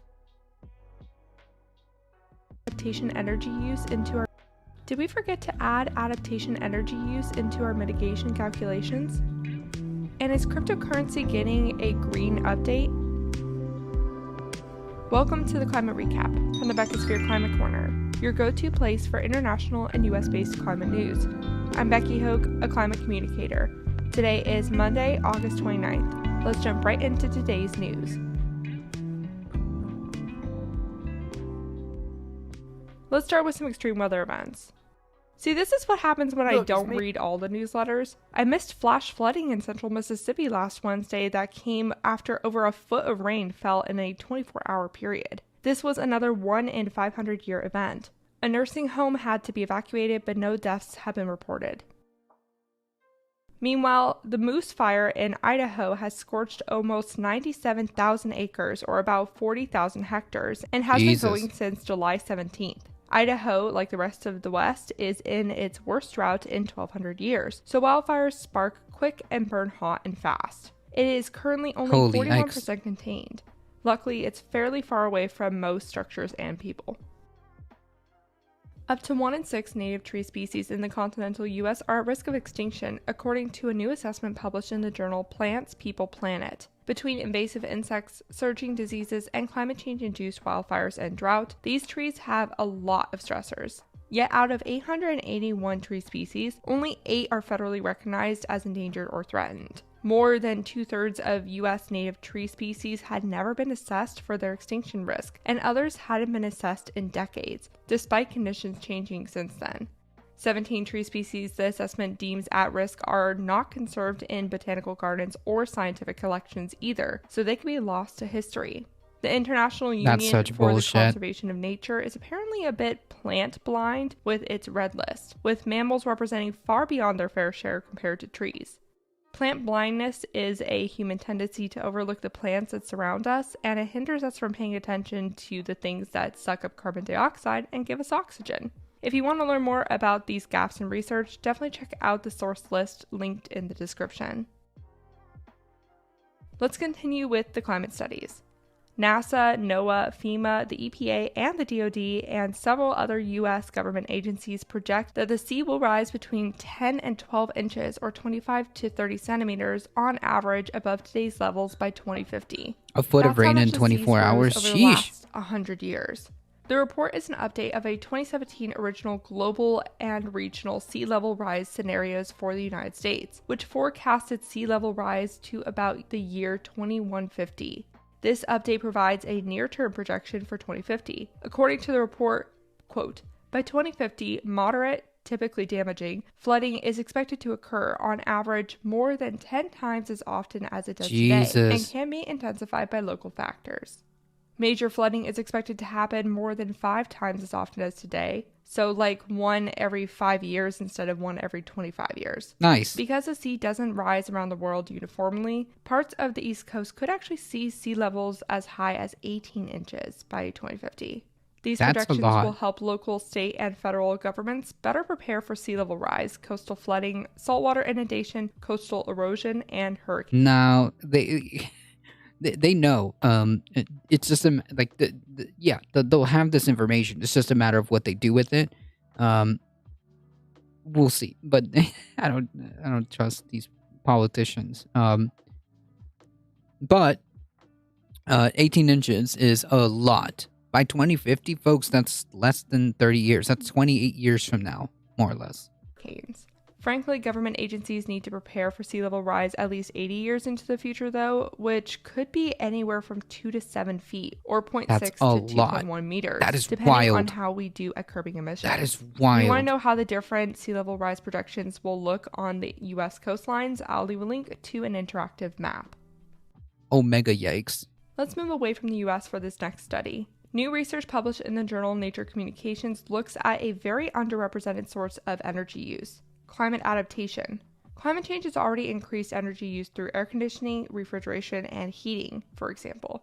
Some other adaptation measures that will increase energy use include running more... New Orleans has always been under below sea level, which, that ends up being a problem whenever a storm hits. That's why when storms do hit New Orleans, it's always pretty freaking bad. It's always pretty freaking bad. Desalination, water pumping, and water purification operations, and increased use of entertainment appliances if people stay indoors for longer. Hotter temperatures will also affect labor and technology operations. The study quantified how adaptation would impact the final energy use on energy investments and costs, greenhouse gas emissions, and air pollution. They found that adding adaptation measures to the mix leads to higher costs, more emissions, and more air pollution. Mitigation pathways accounting for adaptation will require a 5 to 30% higher carbon tax. And the study showed how reducing how long it takes for us to curb emissions and how much warming occurs will reduce our need to factor in adaptation costs. The researchers recommend keeping warming well below 2 degrees Celsius above pre-industrial levels to avoid the biggest adaptation energy use increases. Time for some climate victories. As parts of the world are getting wetter, city planners are looking to make their cities spongier. Right now, cities are developed so that there's no place for the water to go besides the drains. That results in more flash floods. Auckland, New Zealand is leading this trend of making the cities spongier, and it has a lot to do with increasing the number of parks among the buildings. These parks are specifically designed to absorb a lot of water. Wow. Like when Katrina hit there? Yeah. Some of Florida's below sea level. Maybe the Keys. I don't know. I would expect the Keys, parts of the beaches, like on the East Coast, maybe. That might be the case. I'm not 100% sure. But that might be the case. After a horrible crash that cost crypto users nearly $1 trillion, the cryptocurrency industry is excited to finally switch to Ethereum in an upgrade called the Merge. If all goes to plan, the Merge should take place on September 15th. Why am I talking about this? Well, a big draw for Ethereum is that mining for Ether is less energy intense than mining for Bitcoin. Right now, cryptocurrency industries use about 1% of global electricity, which is enough to compete with Sri Lanka for carbon emissions. That's wild. The Keys and beaches are pretty much at sea level by definition. Yeah. There are plenty of places around the world that are already below mean sea level. Oh, yeah. And can you imagine, like, average if it raises even just like a foot? 12 inches is a freaking lot. I can't even imagine 18, a foot and a half. So this could make cryptocurrency a more sustainable currency method. This transition has been 8 years in the process because Ethereum is way more complicated. Check out the source list if you want to learn more about that. Over in the US, Earthjustice is suing the EPA for its lax rules around regulating coal ash dumps, which often leak chemicals into the nation's waterways. It filed a suit on behalf of 7 environmental or civil rights organizations such as the Sierra Club, the Environmental Integrity Project, and an Indiana branch of the National Association for Advancement of Colored People. The plaintiffs identified nearly 300 open coal ash pit sites in 38 states without any environmental regulations. These sites are disproportionately dumped near lower-income communities and communities of color. Most of the sites represented in the lawsuit are located in the eastern half of the U.S. I'll let you know if anything comes from this. Meanwhile, the Department of the Interior granted $560 million across 24 states to plug more than 10,000 orphaned oil and gas wells. These are low-hanging fruits for reducing methane emissions. Methane is 84 times a more potent greenhouse gas than CO2 for the first 20 years they're in the atmosphere. These wells also pollute communities and recreational spaces. The U.S. government estimates that there are about 129,000 of these wells around the country. We have one climate fail today. Russia is burning off $10 million or 8.4 million pounds worth of gas a day next to Finland's border. Burning off the gas means methane isn't a concern, but the amount of carbon dioxide and soot coming out of these stacks is a really big concern. Scientists are worried it could increase Arctic melting.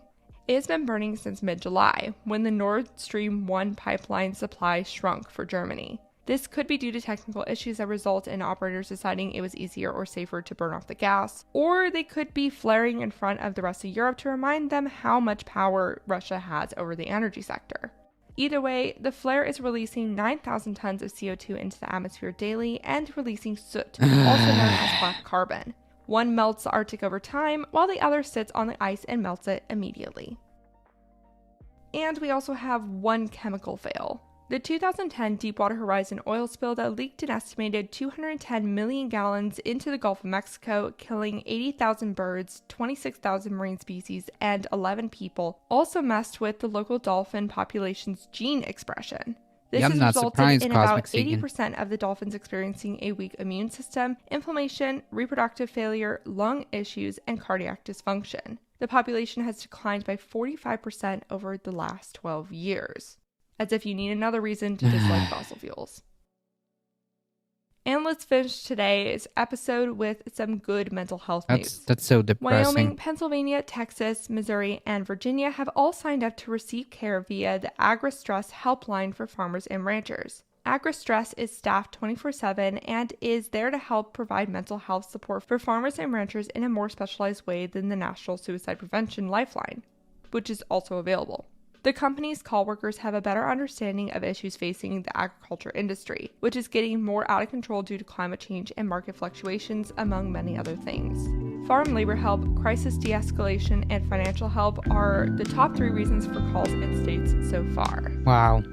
And that was your climate recap for Monday, August 29th. If you like the work I do, please follow this podcast, give it a 5-star rating, leave a review, and consider checking out the Beccasphere Climate Corner YouTube channel. If you're on Twitch, I'll see you on my stream from 9 to 11 a.m. Pacific Standard Time today to talk about more climate news. Remember to talk about the climate crisis every single day and to support your local news organizations. Bye for now. Damn. Yeah, this is what we were seeing by a foot by 2100. Just this massive ice sheet by itself. A massive ice sheet in Greenland is set to raise global global sea levels by nearly a foot by the end of this century in a melting event driven by human-caused climate change, according to a study published on Monday. The finding in the journal Nature Climate Change shows that 3.3% of Greenland's ice sheet will melt, which is equivalent to 110 trillion metric tons of ice. The ice loss will prompt about 10 inches of sea level rise between now and 2100. Scientists warn the melting is inevitable, even if the world immediately stops emitting planet-warming greenhouse gases. Like, that's already locked in, folks. There's no stopping that. Yeah. There's no stopping that.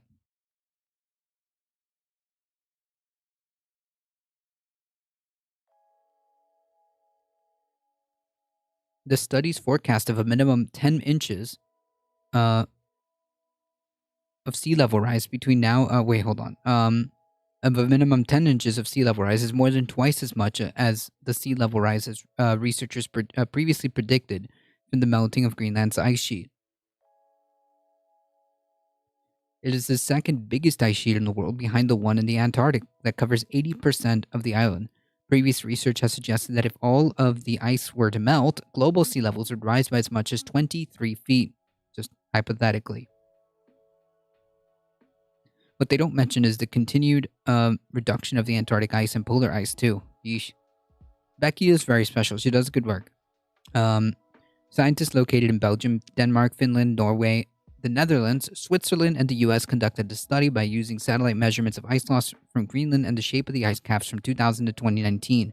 The researchers assessed the ratio of replenishment from snowfall to loss from melting ice in Greenland and concluded that 3.3% of Greenland's total ice volume will melt by the end of the century, no matter how quickly the world curbs carbon emissions. Yeah, that's pretty effed, as it is. And they don't, yes, and Greenland would end up being farmland. Jesus. Climate change from the burning of fossil fuels has led to longer summers in Greenland and accelerated the retreat of glaciers in the island's country's ice caps.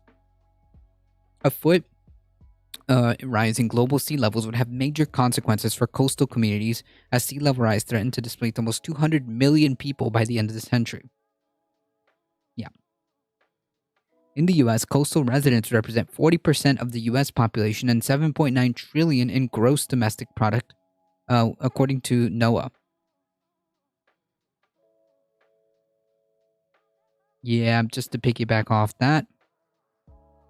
Good stuff, folks. We're doing all right. We're doing fantastic. Nothing to see here, folks. Everything is okay.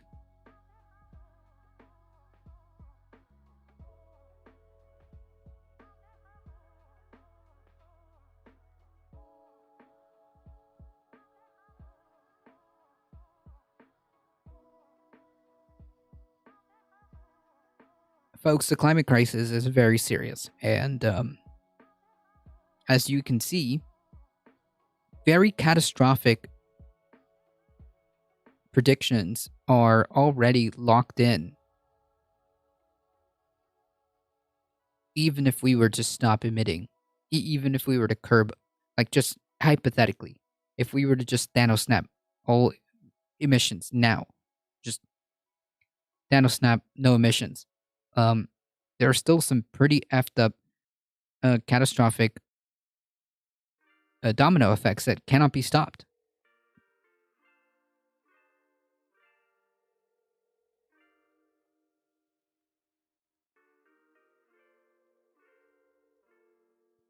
That's what people, I think that's like one of the things that people have trouble grasping, right? Is that a lot of things are locked in, and we will continue to lock in, meaning there's no way of stopping it. There's no going back. We will continue to fail. We have failed to realize that if we continue business as usual, we will lock in more and more catastrophic things, events.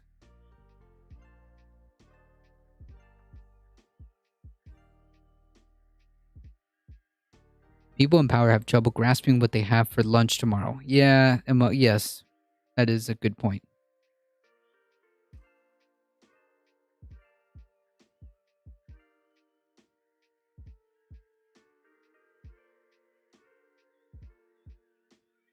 Folks, I'm gonna do a really quick show session. If you enjoy the content and enjoy the things that the work that I do, make sure that you hit the follow button. It really does help us out, and spread the word far and wide that this is the chillest place to be for news and politics, Monday through Thursday, 5 p.m. Eastern Time. Join us on Sundays around noon Eastern Time, depending, for Sunday Fun Days. So if you feel so inclined, make sure you hit the follow button, spread the word. Join us on the YouTubes, !YT, and just hit the subscribe button. It really does help us out. Okay, I appreciate you guys being here. You guys are what makes this channel go.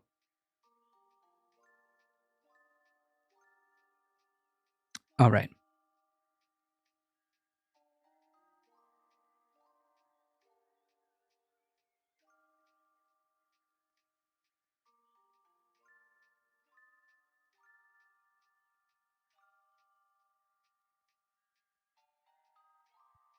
All right. Judge rejects bid for Governor Kemp and Trump attorney Chesebro to quash subpoenas. So they will be forcing to testify, apparently. The judge overseeing the Atlanta area grand jury investigation into Trump's effort to overturn the election has rejected an effort by Governor Kemp to block a subpoena for his testimony. The walls are closing in, my friends. However, Fulton County Superior Court Judge McBurney also gave Kemp an election year reprieve, agreeing to delay his testimony until after the November 8 vote, when Kemp is up for re-election and facing a challenge from Stacey Abrams.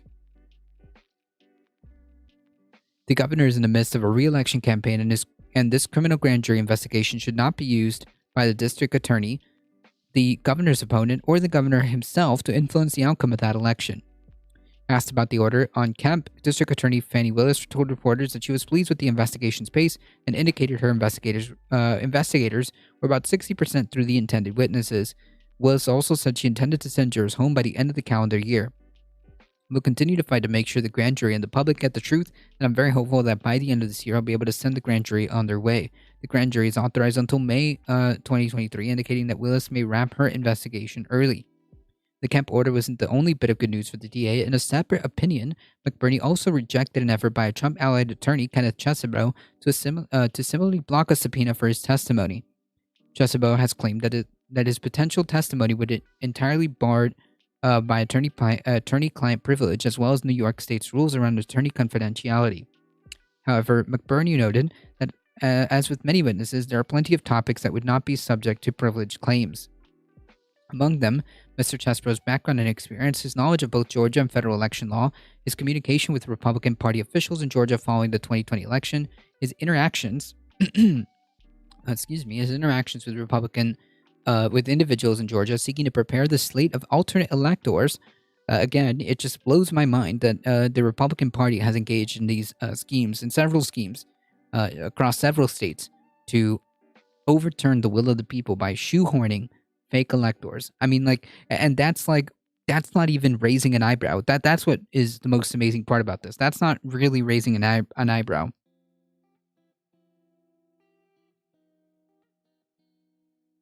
That the Republican Party unironically attempted on several occasions, colluded on several occasions, in several states,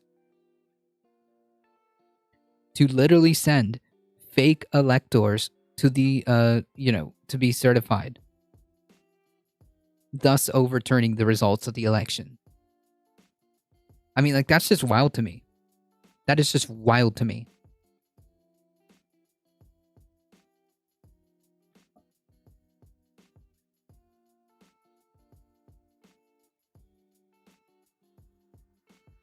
After the final vote count showed that former President Trump losing by over 10,000 votes in Georgia. Because these are legitimate, relevant, non-protected areas of investigation for the special purpose grand jury, quashal is improper. Nice.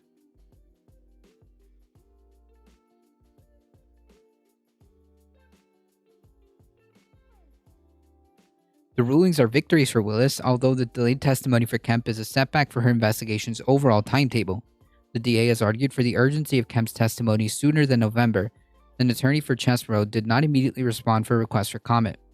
A Kemp spokesperson lauded McBurney's acknowledgement of the proximity to the November election and added, just as we have since April of 2021, we will work with the DA's office and judge to ensure a full accounting of the governor's limited role in the issues being investigated is available to the special grand jury. Kemp was a target of Trump's fury during the closing weeks of his presidency as Trump railed against his decision, along with Georgia's Secretary of State Brad Raffensperger, to certify Joe Biden's victory in Georgia. Both beat back the challenges from Trump-backed candidates in the state's May Republican primaries. Yeah. We will see as this progresses, probably towards the end of the year. We'll get a better picture.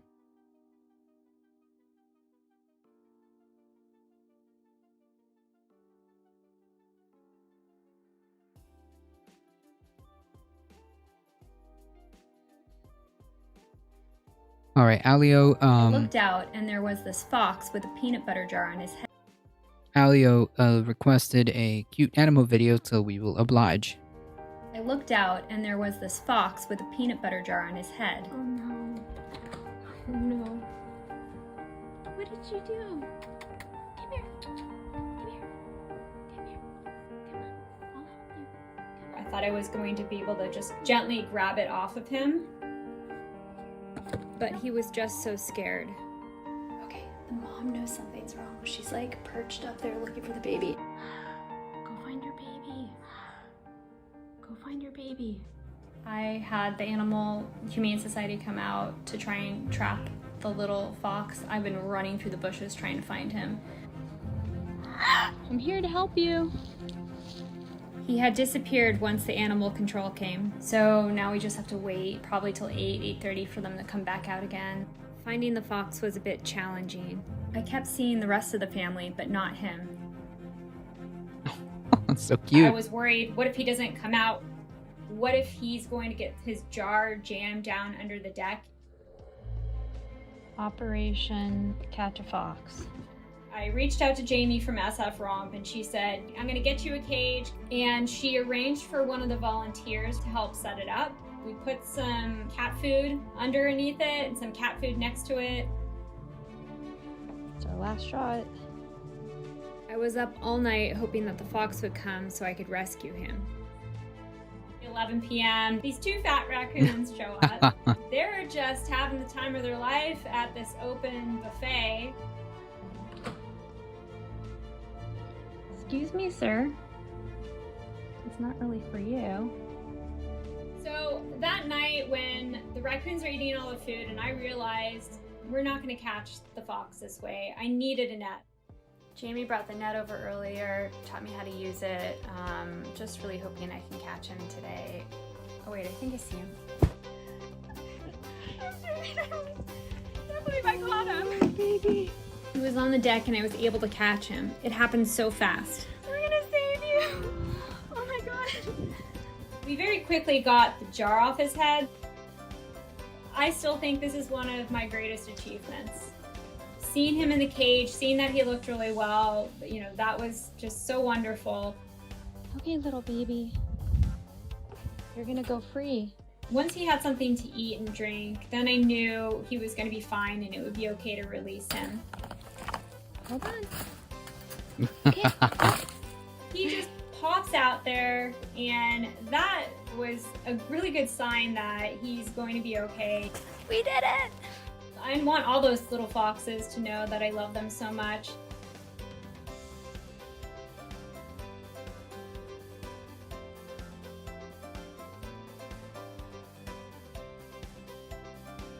That's cute. I think that qualifies as a cute animal video.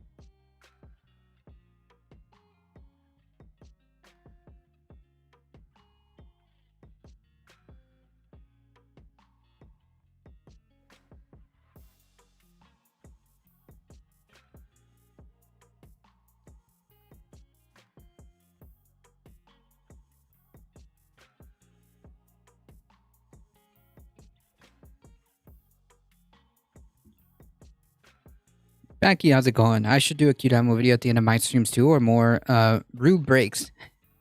Yeah, that's right. You gotta get yourself a little cat cam. That's how you do it. That's how you do it. How's it going? Great stream, by the way. Great stream, folks. If you have a second, please.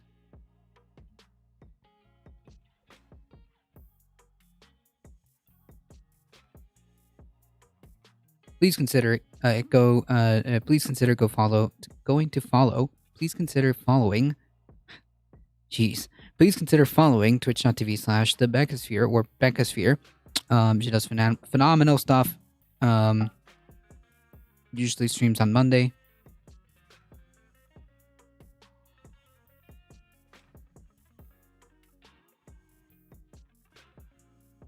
No problem. He never stays in a place for long usually. You gotta catch him when he's napping. That's how you do it. You find well, your phone can act as a wireless camera, and if you find a spot that he naps in, you just put the camera there or whatnot. No problem. All right, folks. We've got, I think.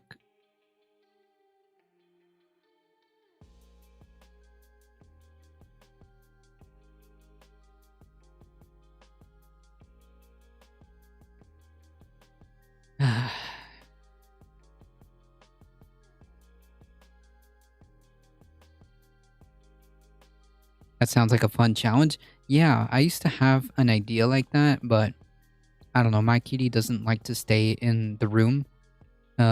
So she usually just goes. Inflation.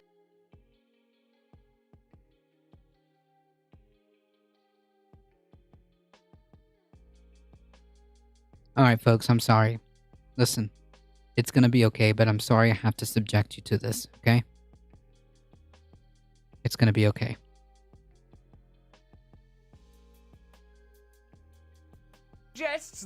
A new study suggests that lockdowns are killing more people than they're saving. If this is true, why the hell did we put up with them? A new study suggests that lockdowns are killing more people than they're saving. I found a study that confirms my confirmation bias, so now I'm going to use it to make an argument. Cool.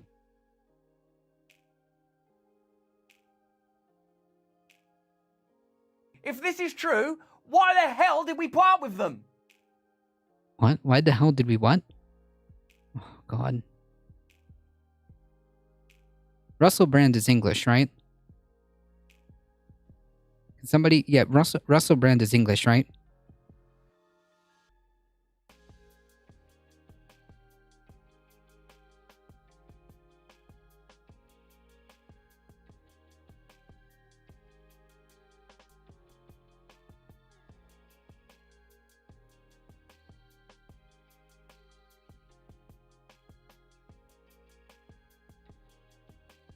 What craziness does he have today? The title of the video is "It's Official, They Lied." So I have no idea.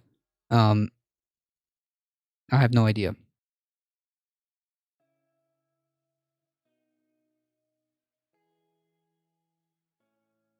A new study suggests that lockdowns are killing more people than they're saving. If this is true, why the hell did we put up with them?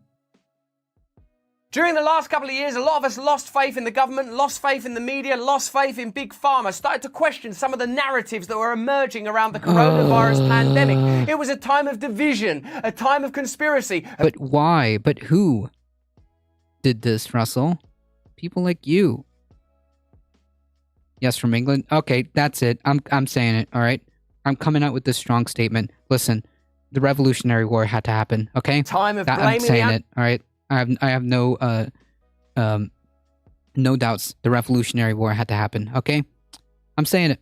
Vaccinated, a time where medical professionals lost their jobs because they refused to get vaccinated. A lot of people had questions about the lockdowns. What are the impacts on business? Yes, because if you're a medical professional and you're in constant contact with people during a pandemic, yes, the chances of you getting it and spreading it are vastly more greater than the regular population. That's why it's kind of a requirement, just like it's a requirement to be vaccinated against pretty much a whole bunch of things if you're a medical professional. Why would this be any different?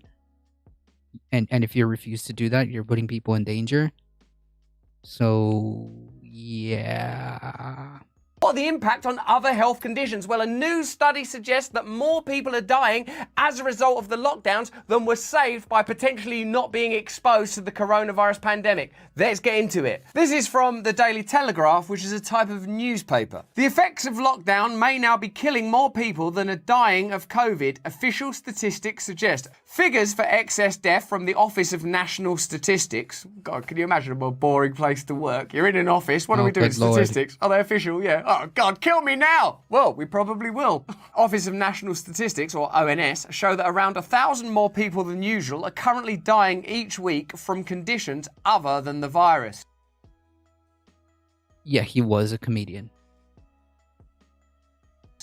The Telegraph understands that the Department of Health has ordered an investigation into the figures amid concerns that the deaths are linked to delays to and deferment of treatment for conditions such as cancer, diabetes and heart disease. Do you remember at the advent of COVID, how some people said, hold on a minute, if you lock everyone up, what about the financial and economic impact, the impact on mental health and people with existing conditions like cancer, diabetes, heart disease, not to mention the inability to discuss whether or not we should be living healthier lifestyles, eating more healthily. All these things were kind of consigned. What? Nobody has talked about not eating healthy. Like, what? Maybe he should just stick to that. No, he's not even funny.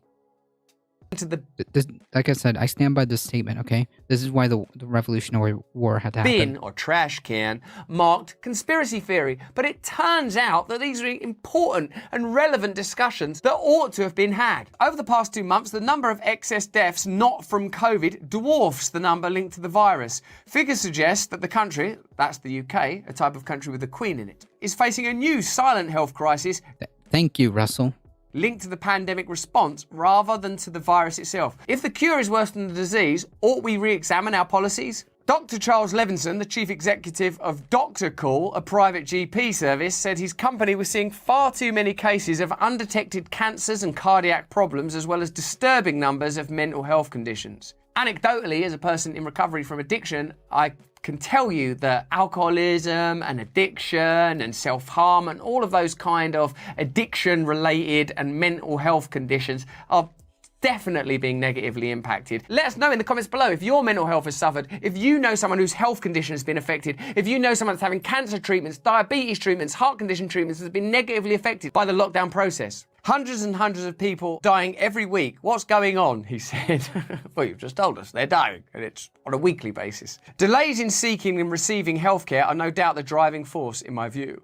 Daily COVID statistics demanded the nation's attention, yet these terrifying figures barely get a look in. A full and urgent government investigation is required immediately. It seems that most of the solutions offered were either profitable or advanced the ability of governments to impose regulation. Since the beginning of June, the ONS has recorded nearly 10,000 more deaths than the 5-year average, around 1,089 a week, none of which are linked to COVID. The figure is more than 3 times the number of people who died because of the virus over the same period, which stood at 2,811. Even analysis that takes into account ageing population changes has identified a substantial ongoing excess. Questioned by The Telegraph, the Department of Health admitted it had asked the Office for Health Improvement and Disparities to look into the figures and had discovered that the majority were linked to largely preventable heart and stroke and diabetes related conditions. The heart conditions and diabetes that were probably caused by eating processed foods, poor diet, not getting correct information about exercise. Sometimes don't you feel that you're on a conveyor belt of ill health and bad information, sort of bred like a veal calf to ultimately be consumed by an ever-devouring system, kept unhealthy, kept ignorant? Yeah, okay, but this has nothing to do with the discussion at hand. Thank you, Russell. I can never look at this guy and not think the hamster on the wheel guy's screaming at the top of the lung like me. Yeah, COVID is happening. It's still happening, and furthermore, locked down when it's convenient. Don't you sometimes feel that the institutions that are charged with your health, that are charged with your care, are not reliable? Let me know in the comments below. In February, a study revealed that lockdowns prevented just 0.2% of deaths in comparison with simply trusting people to do the right thing. What this data suggests is that the lockdown mandates were illegitimate. It makes you query what other mandates. Well, no, that doesn't mean that they were illegitimate. So much to unpack here. And furthermore, where is the study?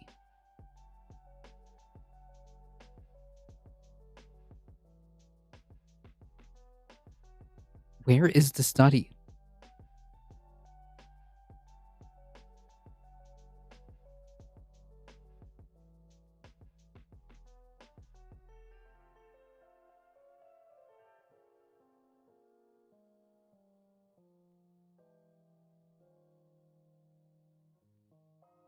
It's in his head. Like the article is real. I'm just trying to find out what study they're citing. That's the problem.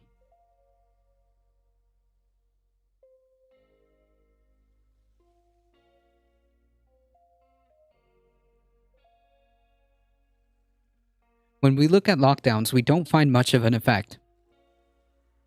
Jonas Herby, a special advisor at the Center for Political Studies and one of these studies' author. So we got an author. When we look up Jonas Herby, Jonas Herby holds a degree in economics and is a specialist consultant for political studies. Can anybody tell me what he's not?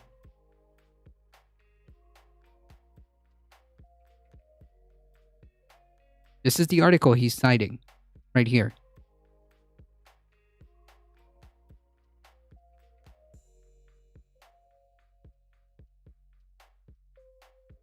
Can anybody tell me what he's not?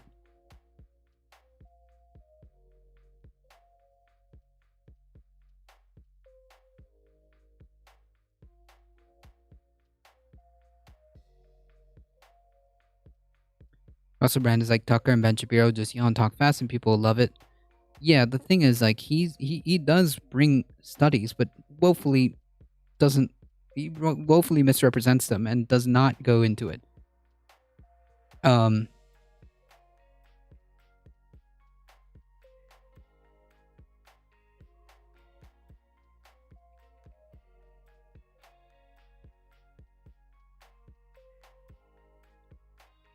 The person conducting this study is a political consultant, an economist. Yeah, exactly. He's not a health professional.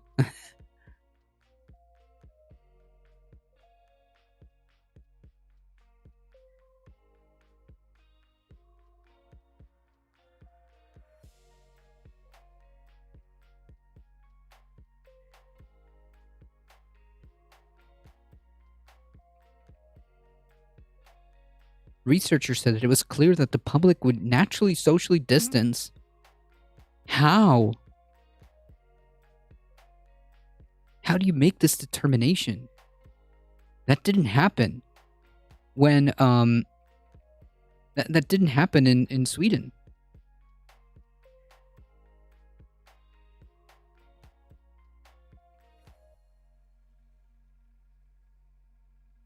Measures were illegitimate, and whether or not there's need for a discussion and maybe even a reversal of some of the decisions to sack medical professionals that didn't want to take certain health precautions. And certainly it seems necessary. No.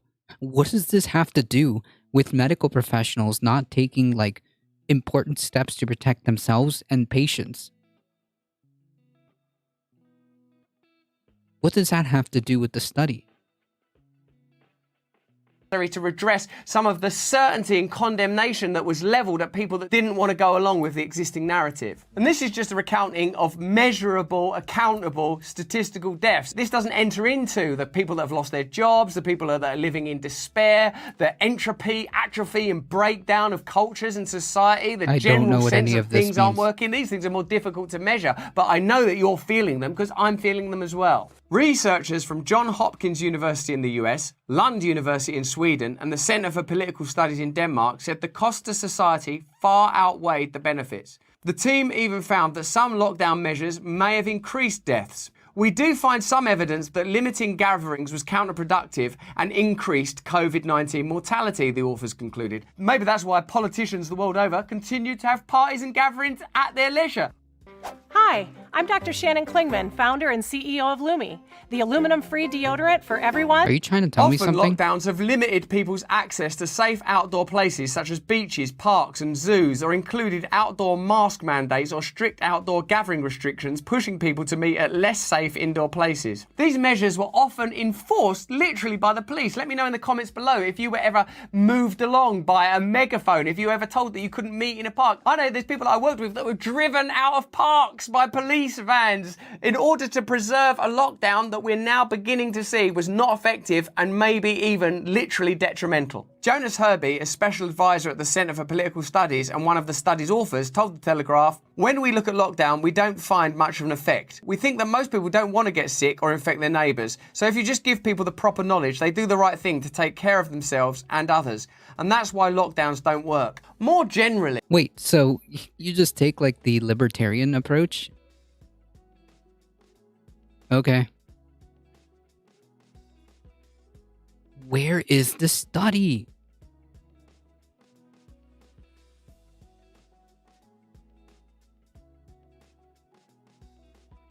You would think that this study would be front and center.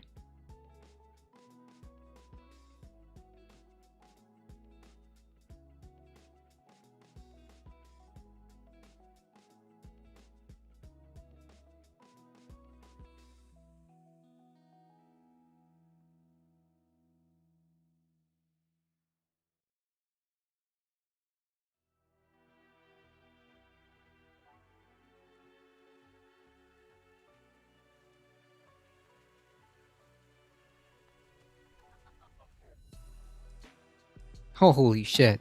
Okay. So this study apparently, which obviously I didn't read the headline, and apparently neither did Russell Brand, was earlier this year. It was an analysis from a trio of economists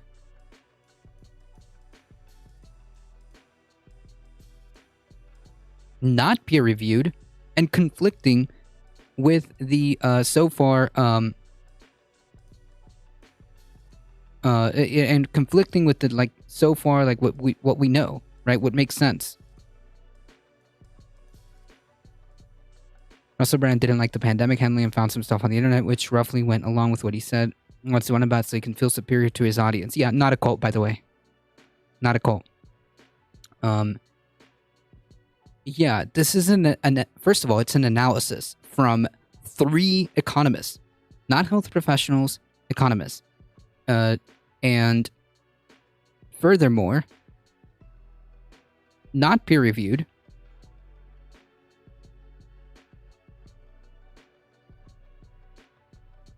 A paper that's published in Applied Economics.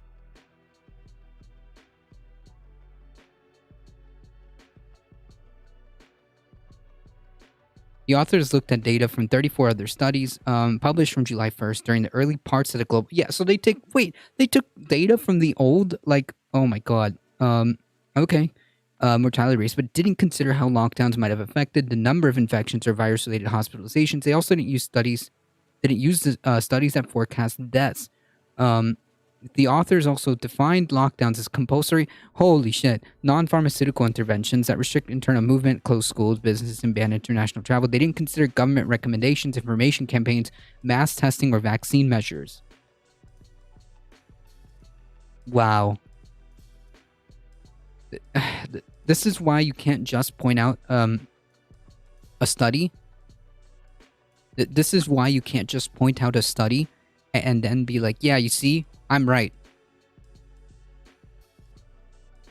You're taking him way too seriously. I have to.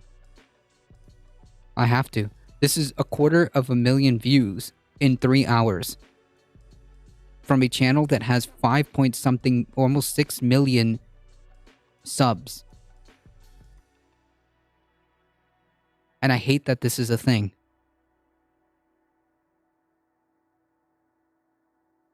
Maple Leaf Dragon. But yeah, unfortunately, I have to. I have to. Do you know how many freaking people a day this is watched? I'm almost scared to look at the comments.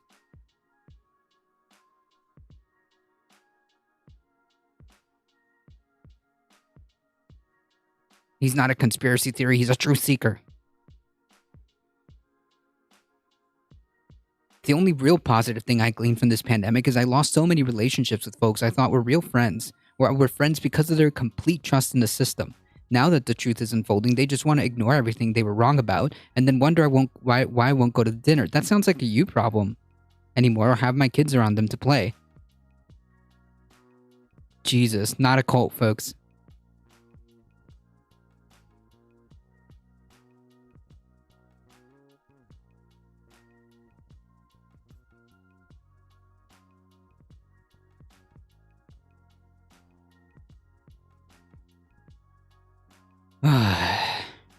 Anyways, reading is hard, folks.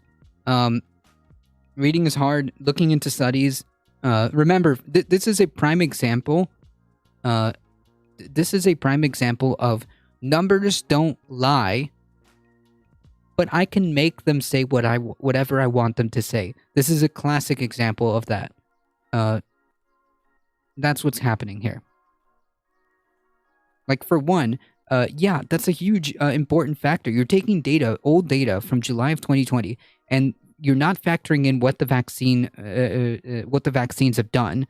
I mean, like, that's just like bad. Well, it's not bad. It's dishonest, really, because these people should know better. Yeah.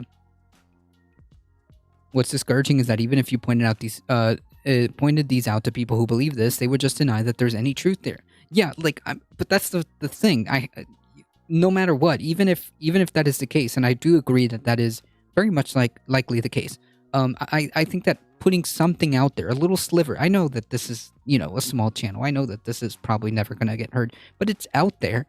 And the fact that, like, I can at least put into the space the ability for people, or at least put the habit into people that just because it's on the internet and just because some 5 point whatever million subscriber is telling you and showing you a study, the study is real. The study is absolutely real. But not everything that glitters is gold. And if you don't know, if you don't read into it, if you don't actually look at what the study is trying to tell you, and furthermore, it's very weird that you can't even find a link to it in the stupid article here. But whatever. I had to find out who did this, which, first of all, red flag, the lead guy was a freaking economist. Anyways, you gotta try to encourage people to have some critical thinking, okay? You gotta encourage people to have some critical thinking. Just because somebody flashes a study, doesn't mean it's true. Yeah, but not a cult. Facts don't care about my feelings. I'm just using my feelings to pick out the facts. Exactly. It's good to point out and combat the disinformation. Yeah, and it's just what angers me is that it's not just disinformation, it's disingenuous, and it's on purpose, okay? It's on purpose. It's not hard. It's not hard. Do you think Russell Brand, who all he does is YouTube videos and comedy shows, doesn't have 5 seconds? I found out how who made this study.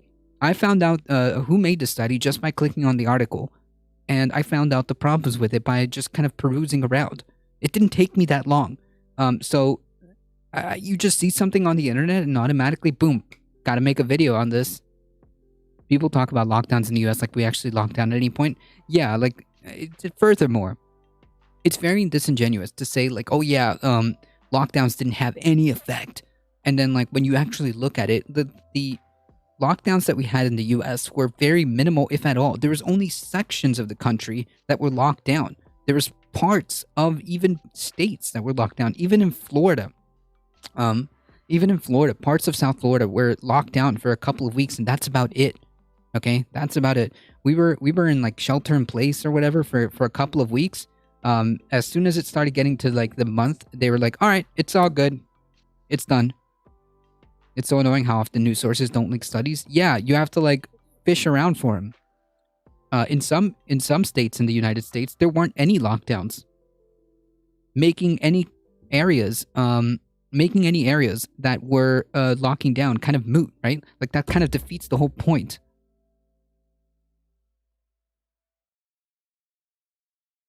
Yeah, the lockdowns were an effort to slow down the spread. Yes, that's what is normally understood. And yeah, so the point is, like, whenever you hear these like people, these pompous, like, condescending people that are like, yeah, I'm the real punk rock. I'm going against the mainstream, but like the mainstream is just like science. That's a huge red flag. That's a huge red flag. This is like going to like 9 doctors. Well, hypothetically, right? I know it's a ridiculous analogy, but hypothetically, you feel bad, and you go to 10 doctors. 9 of them say you have cancer, but 1 of them didn't. So you tout the results of the one that told you you were cancer free, and you believe that one, and then you didn't get treatment, and yeah, that's the level of academic scrutiny that you're applying right here. We're living in a Dunning-Kruger era of modern society, a generation of people who might have mighty egos and collapsed trust, finding solace only in the world of their own mind, which they are the sole arbiter of whether it's run. Yeah, this guy completely fits the bill. You can't be wrong when you're the only person in your head. True. I wouldn't even call what the U.S. was in a lockdown. I mean, like I said, we had lockdowns in certain areas. Certain states did more restrictive measures than others, but it doesn't matter if you have like a piece of the country that's not locked down, having like people, whatever. Yeah, all anti-vaxxers help spread the COVID. Yeah. The cult is a section of the population who prioritize feelings over rational thought. The pandemic galvanized this group and focused on like a few events in history ever have. This is a market to feed them and what they want 24/7, and he makes money off of it. It's a 2-for-1 special, folks. That's what we're running here. One of the problems that I've had with our systems of government and state control is the assumption of misanthropy at the heart, that people are ugly, that people won't look after themselves, that people won't take care of one another, that what's required are systems of enforcement in order for people to behave kindly to one another. No, that's a straw man. That's a straw man. Nobody's saying that. I believe that people inherently are good. I believe that people by nature are good, but we're in an unnatural situation, right? What is natural about this situation, about this economic system? What is natural about this place that we're in? We have a vaccine, so now COVID's over. People are just as culpable as anti-vaxxers. Oh, I see what you're saying. Yeah, that we have a vaccine, so COVID's over, are just as culpable. Yeah, it's like what is it? A low sense of false sense of security. Anyways, yes, I see what you're saying. Well, I think people are inherently good, and I think that by nature we're designed to help each other. We're designed to be social, right? We're designed to work together. But in an unnatural scenario, what is natural about having to, I don't know, work half your life, work half to death just to make ends meet? What is natural about literally like selling your body for labor in an ever increasing rat race? Yeah.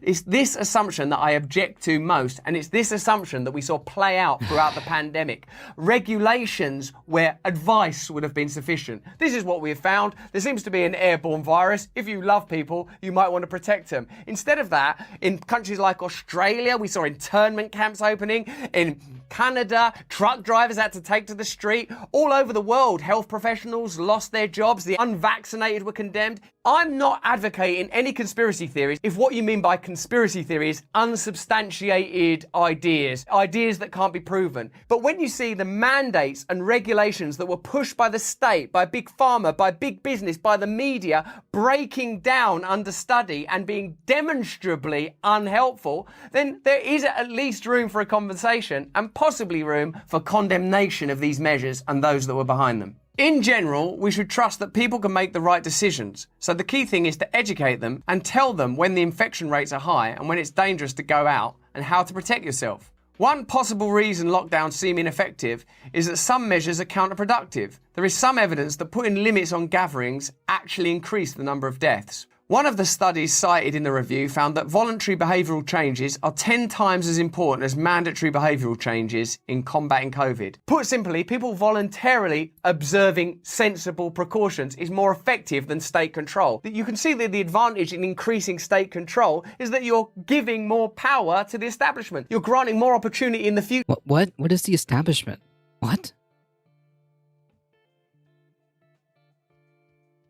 What? How bad was the, I mean, you could see this play out in the US.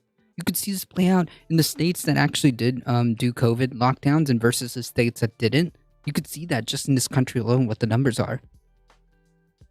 This isn't, like, hard. You can find this data. There are graphs. The internet is one of the biggest, if not biggest, driver of this weird phenomenon where people are indulged in their worst traits. People are inherently lazy and like easy answers. Yeah, and shit, the internet provides both of these answers, and the people and other people are looking for the same thing, so they all nod in agreement in one giant, yeah, okay, because they need to believe it to feel better. It's effed up, and unfortunately, it's only getting worse because of the truth. Because the truth and science can't keep up. The game is already likely lost. I know it's a doomer take, but yeah, I mean, you might be right. But like, this isn't hard, okay, folks. Come on, this is not hard at all.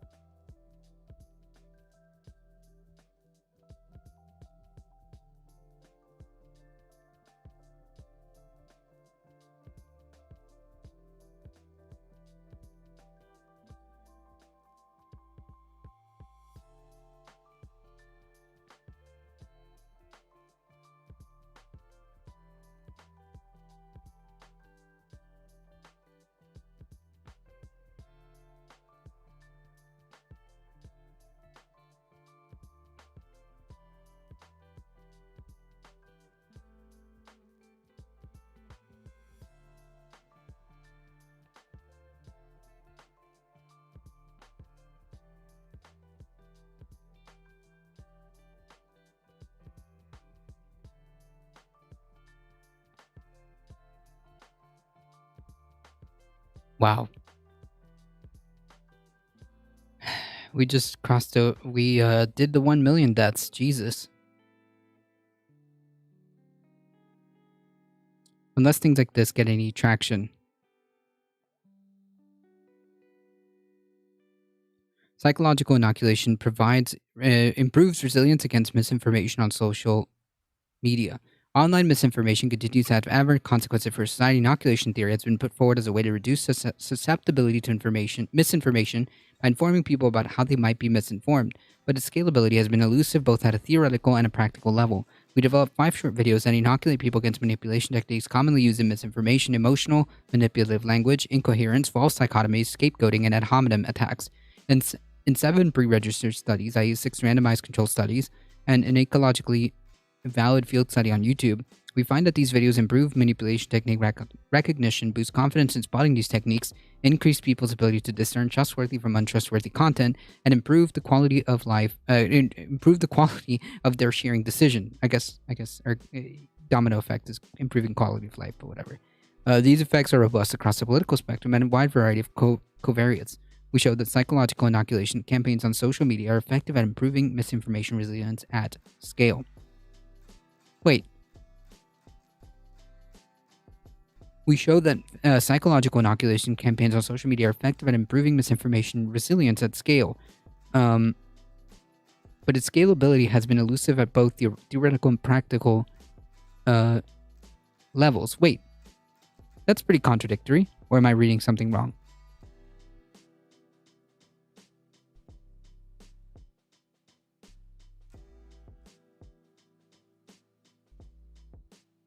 The videos can be viewed at here. Oh, this is what I need. Here we go. Inoculation videos. 1, 2, 3, 4. Okay, these are the 5. Consider checking this out, folks. This is important. Consider checking this out. I'm actually gonna take a look at this when I have a chance. This is super interesting. Super interesting.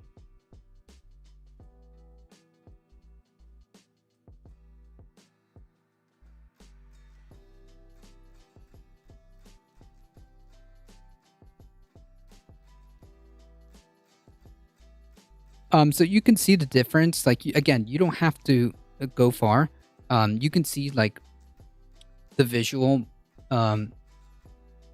difference between like the elongated, obvious like cases that the waves are super long and super prolonged, which puts a lot more stress on the. This should be like obvious, right? The problem here is the fact that these waves. Not only did they start earlier, but they last a lot longer, and they never seem to go quite down. They just seem to be like at a constant, right? You get peaks that happened, in the worst era of the pandemic, but you get this constant kind of average here that just hasn't stopped. Like, yeah, that puts a huge stress on the system, on the medical what shit medical system we have. You don't think I still, the stories of like people being completely overwhelmed, people meaning the medical field being completely overwhelmed. Yeah, that's still a thing. Those are still like, very much a thing. You get these waves. So you can see the difference in response. And I think that just even from that perspective, you can see that.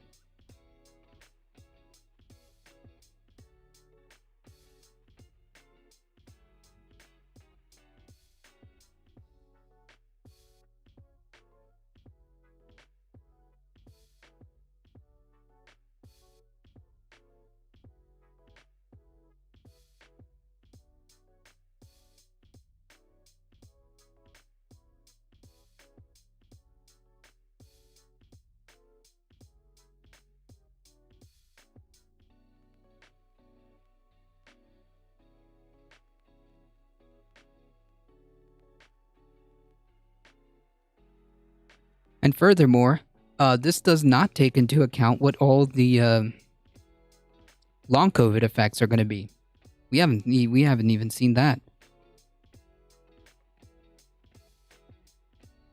Future for further regulations. You're introducing new ideas. You're priming a population for new conditions. You remember that footage of. So just to be clear, I think we're doing good when it comes. I looked it up just to be very clear. I think we're doing good with ICU beds, so that's good. As of recently, we're doing good. China, cats in bags, people screaming in towers. You remember at the beginning of lockdown, people saying, oh, they won't be able to do what they've done in China, a state tyranny in countries like France and England and America and Denmark. But actually... America? What? I love how he has to shoehorn that in. People were incredibly compliant. Why? Because at the beginning of the lockdown, people were concerned and frightened and, generally speaking, want to help one another. I feel that these kind of optimistic ideas ought to be at the heart of the way we organise society. I'm not naive. I've been alive a long time. I've suffered. I've caused suffering. I'm an ordinary human being. But building systems of government on misanthropy and mistrust simply to increase a government's ability to control seems to me to be malfeasance. Countries such as Denmark, Finland and Norway, which all kept mortality relatively low, allowed people to go to work, use public transport and meet privately at home during the first lockdown, the authors said. They concluded, lockdowns during the initial phase of the COVID-19 pandemic have had devastating effects. They have contributed to reducing economic activity, raising unemployment, reducing schooling, causing political unrest. Yes, there we go. There's the economic argument. Yeah, it's a lie. He's anything but ordinary. That's true.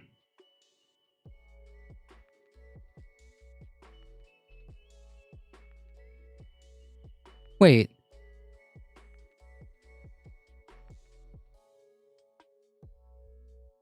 Yes, you're correct, Alio. That is correct. That's the reason why we have, thankfully, a good amount of ICU beds. Countries such as Denmark, Finland, and Norway, which all kept mortality level relatively low, that isn't the only factor to take into consideration. Allowed people to go to work, use public transport, and meet privately at home during the first lockdowns. Wait, so there wasn't a lockdown, right? You by definition, you were able to do whatever it is that you needed to do, by definition. Privately at home during the first lockdown, the authors said. They concluded, lockdowns during the initial phase of the COVID-19 pandemic have had devastating effects. They have contributed to reducing economic activity, raising unemployment, reducing schooling, causing political unrest, contributing to domestic violence, and undermining liberal democracy. I sometimes feel that this is not an inadvertent consequence of the measures, but in some way the intention. Let me know in the comments below if you have ever felt that. These costs no idea what that meant. Society must be compared to the benefits of lockdown, which our meta-analysis has shown are marginal at best. Such a standard benefit cost calculation leads to a strong conclusion. Lockdown should be rejected out of hand as a pandemic policy instrument. You know that there will be further pandemics down the line. People are already talking about it. People are trying to offer us monkeypox as some sort of Marvel Phase 4 new COVID sequel. And down the line... Nobody has said that. Monkeypox is completely different. It is a completely different virus. What are you talking about? According to Bill Gates and others, there will be further pandemics. And when those pandemics come along, you can be pretty sure that lockdowns will be suggested, that certain medications will be suggested. Depending on the virus. Yes, Russell. Jesus fucking Christ. And now, evidence suggests that we should be able to determine for ourselves what appropriate measures will be. Evidence made by economists who have made this analysis, not peer-reviewed, going completely against the consensus. This is nothing. I personally feel that a solution to the stagnation I don't care what you personally we're experiencing in democracy and civilization more broadly is more decentralization, more personal liberty, more community democracy, and less centralized control, particularly if centralized control leads to measures that are now becoming demonstrably ineffective and in some cases that's not demonstrably ineffective. One study that confirmed your bias, or at least one study that you found that you can espouse to your viewers, isn't demonstrable. Okay, that's not demonstrable evidence of anything. That's not how you make a case. Right, detrimental. But that's just what I think. Let me know what you think in the comments below. I think you're an idiot. Sadly, actually, that's true. We're heading that way. What do you mean? Like for more pandemics?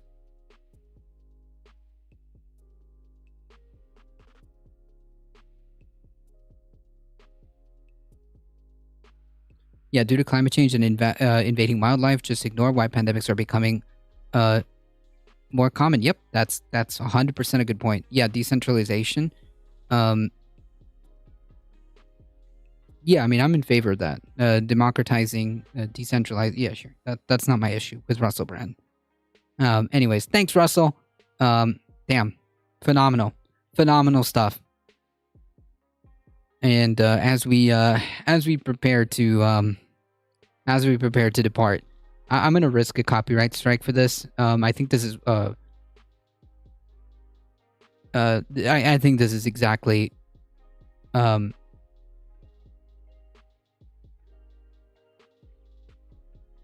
what's going on here. But Russell Brand is not helping and he's making it worse. Yep. He also said community government. He sounds a bit socialist. I mean, he does claim to have very anti-capitalist sentiments, but I don't know. It's hard to gauge. It's hard to gauge. It's hard to pin him down. That's why I don't really like try to pick apart that, because I don't know. He might be he does espouse like very timid, like underneath. There's some like little pot shots. He was arguing public health issues with economic studies. Yeah. Anyway, yeah. Yeah. I don't know. The concept of community government is socialistic. I just don't know if he. The problem with libertarians is that they have no like coherent. Their ideology is incoherent. They'll start saying things like, "Yeah, we need less government. We need more like democratic means, and yeah, less regulations and stuff like that." But then when you start asking them questions, they just end up reinventing government. That's how those conversations usually go. When you start picking apart their like ideology and start asking them questions, their answers just end up rebuilding government. That's like, okay, dude, cool, thank you.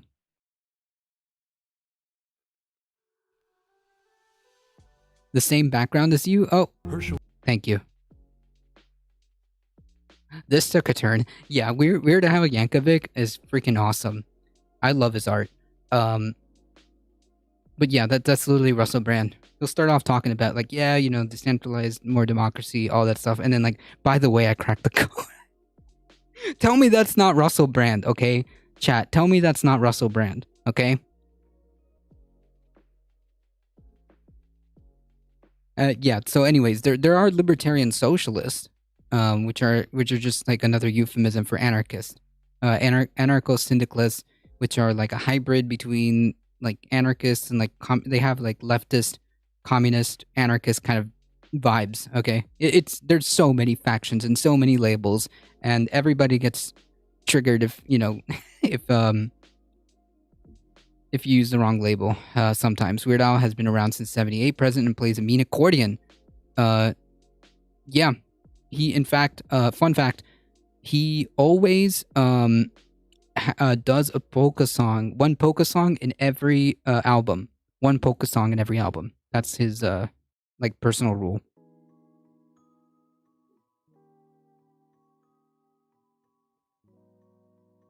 It is, right? It's exactly Weird Al Yankovic. It's exactly Russell Brand, right? He'll be like, yeah, you know, power, centralized power, not good. Government, you know, centralized government, corporations that are, you know, monopolization and centralization of power, is bad. And then like he'll be like, yeah, by the way, I cracked the code. Oh my god, yeah, you've got to be true to your roots. True.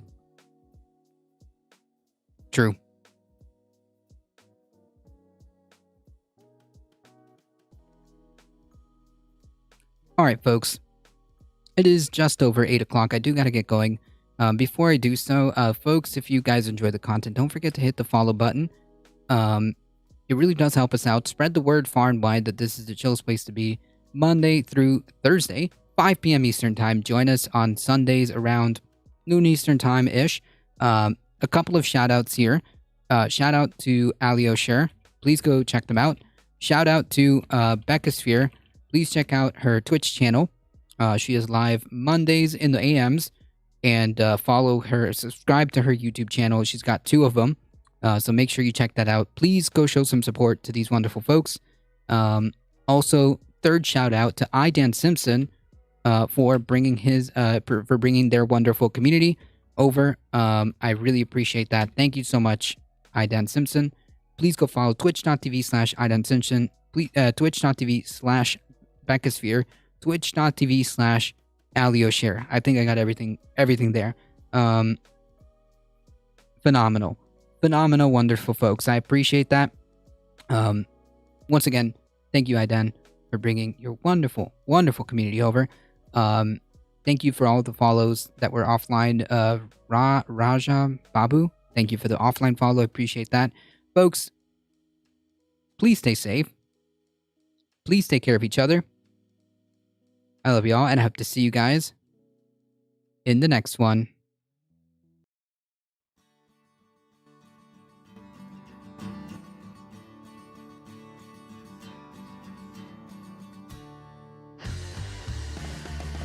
See ya.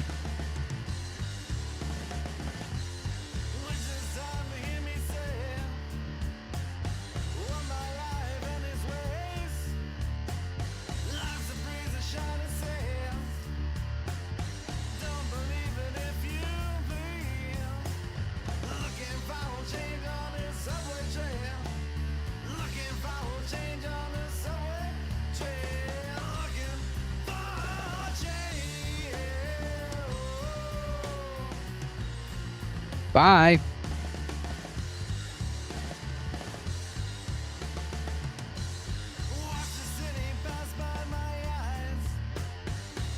Hang tight, folks. We're heading out in 5, 4, 3, 2, 1.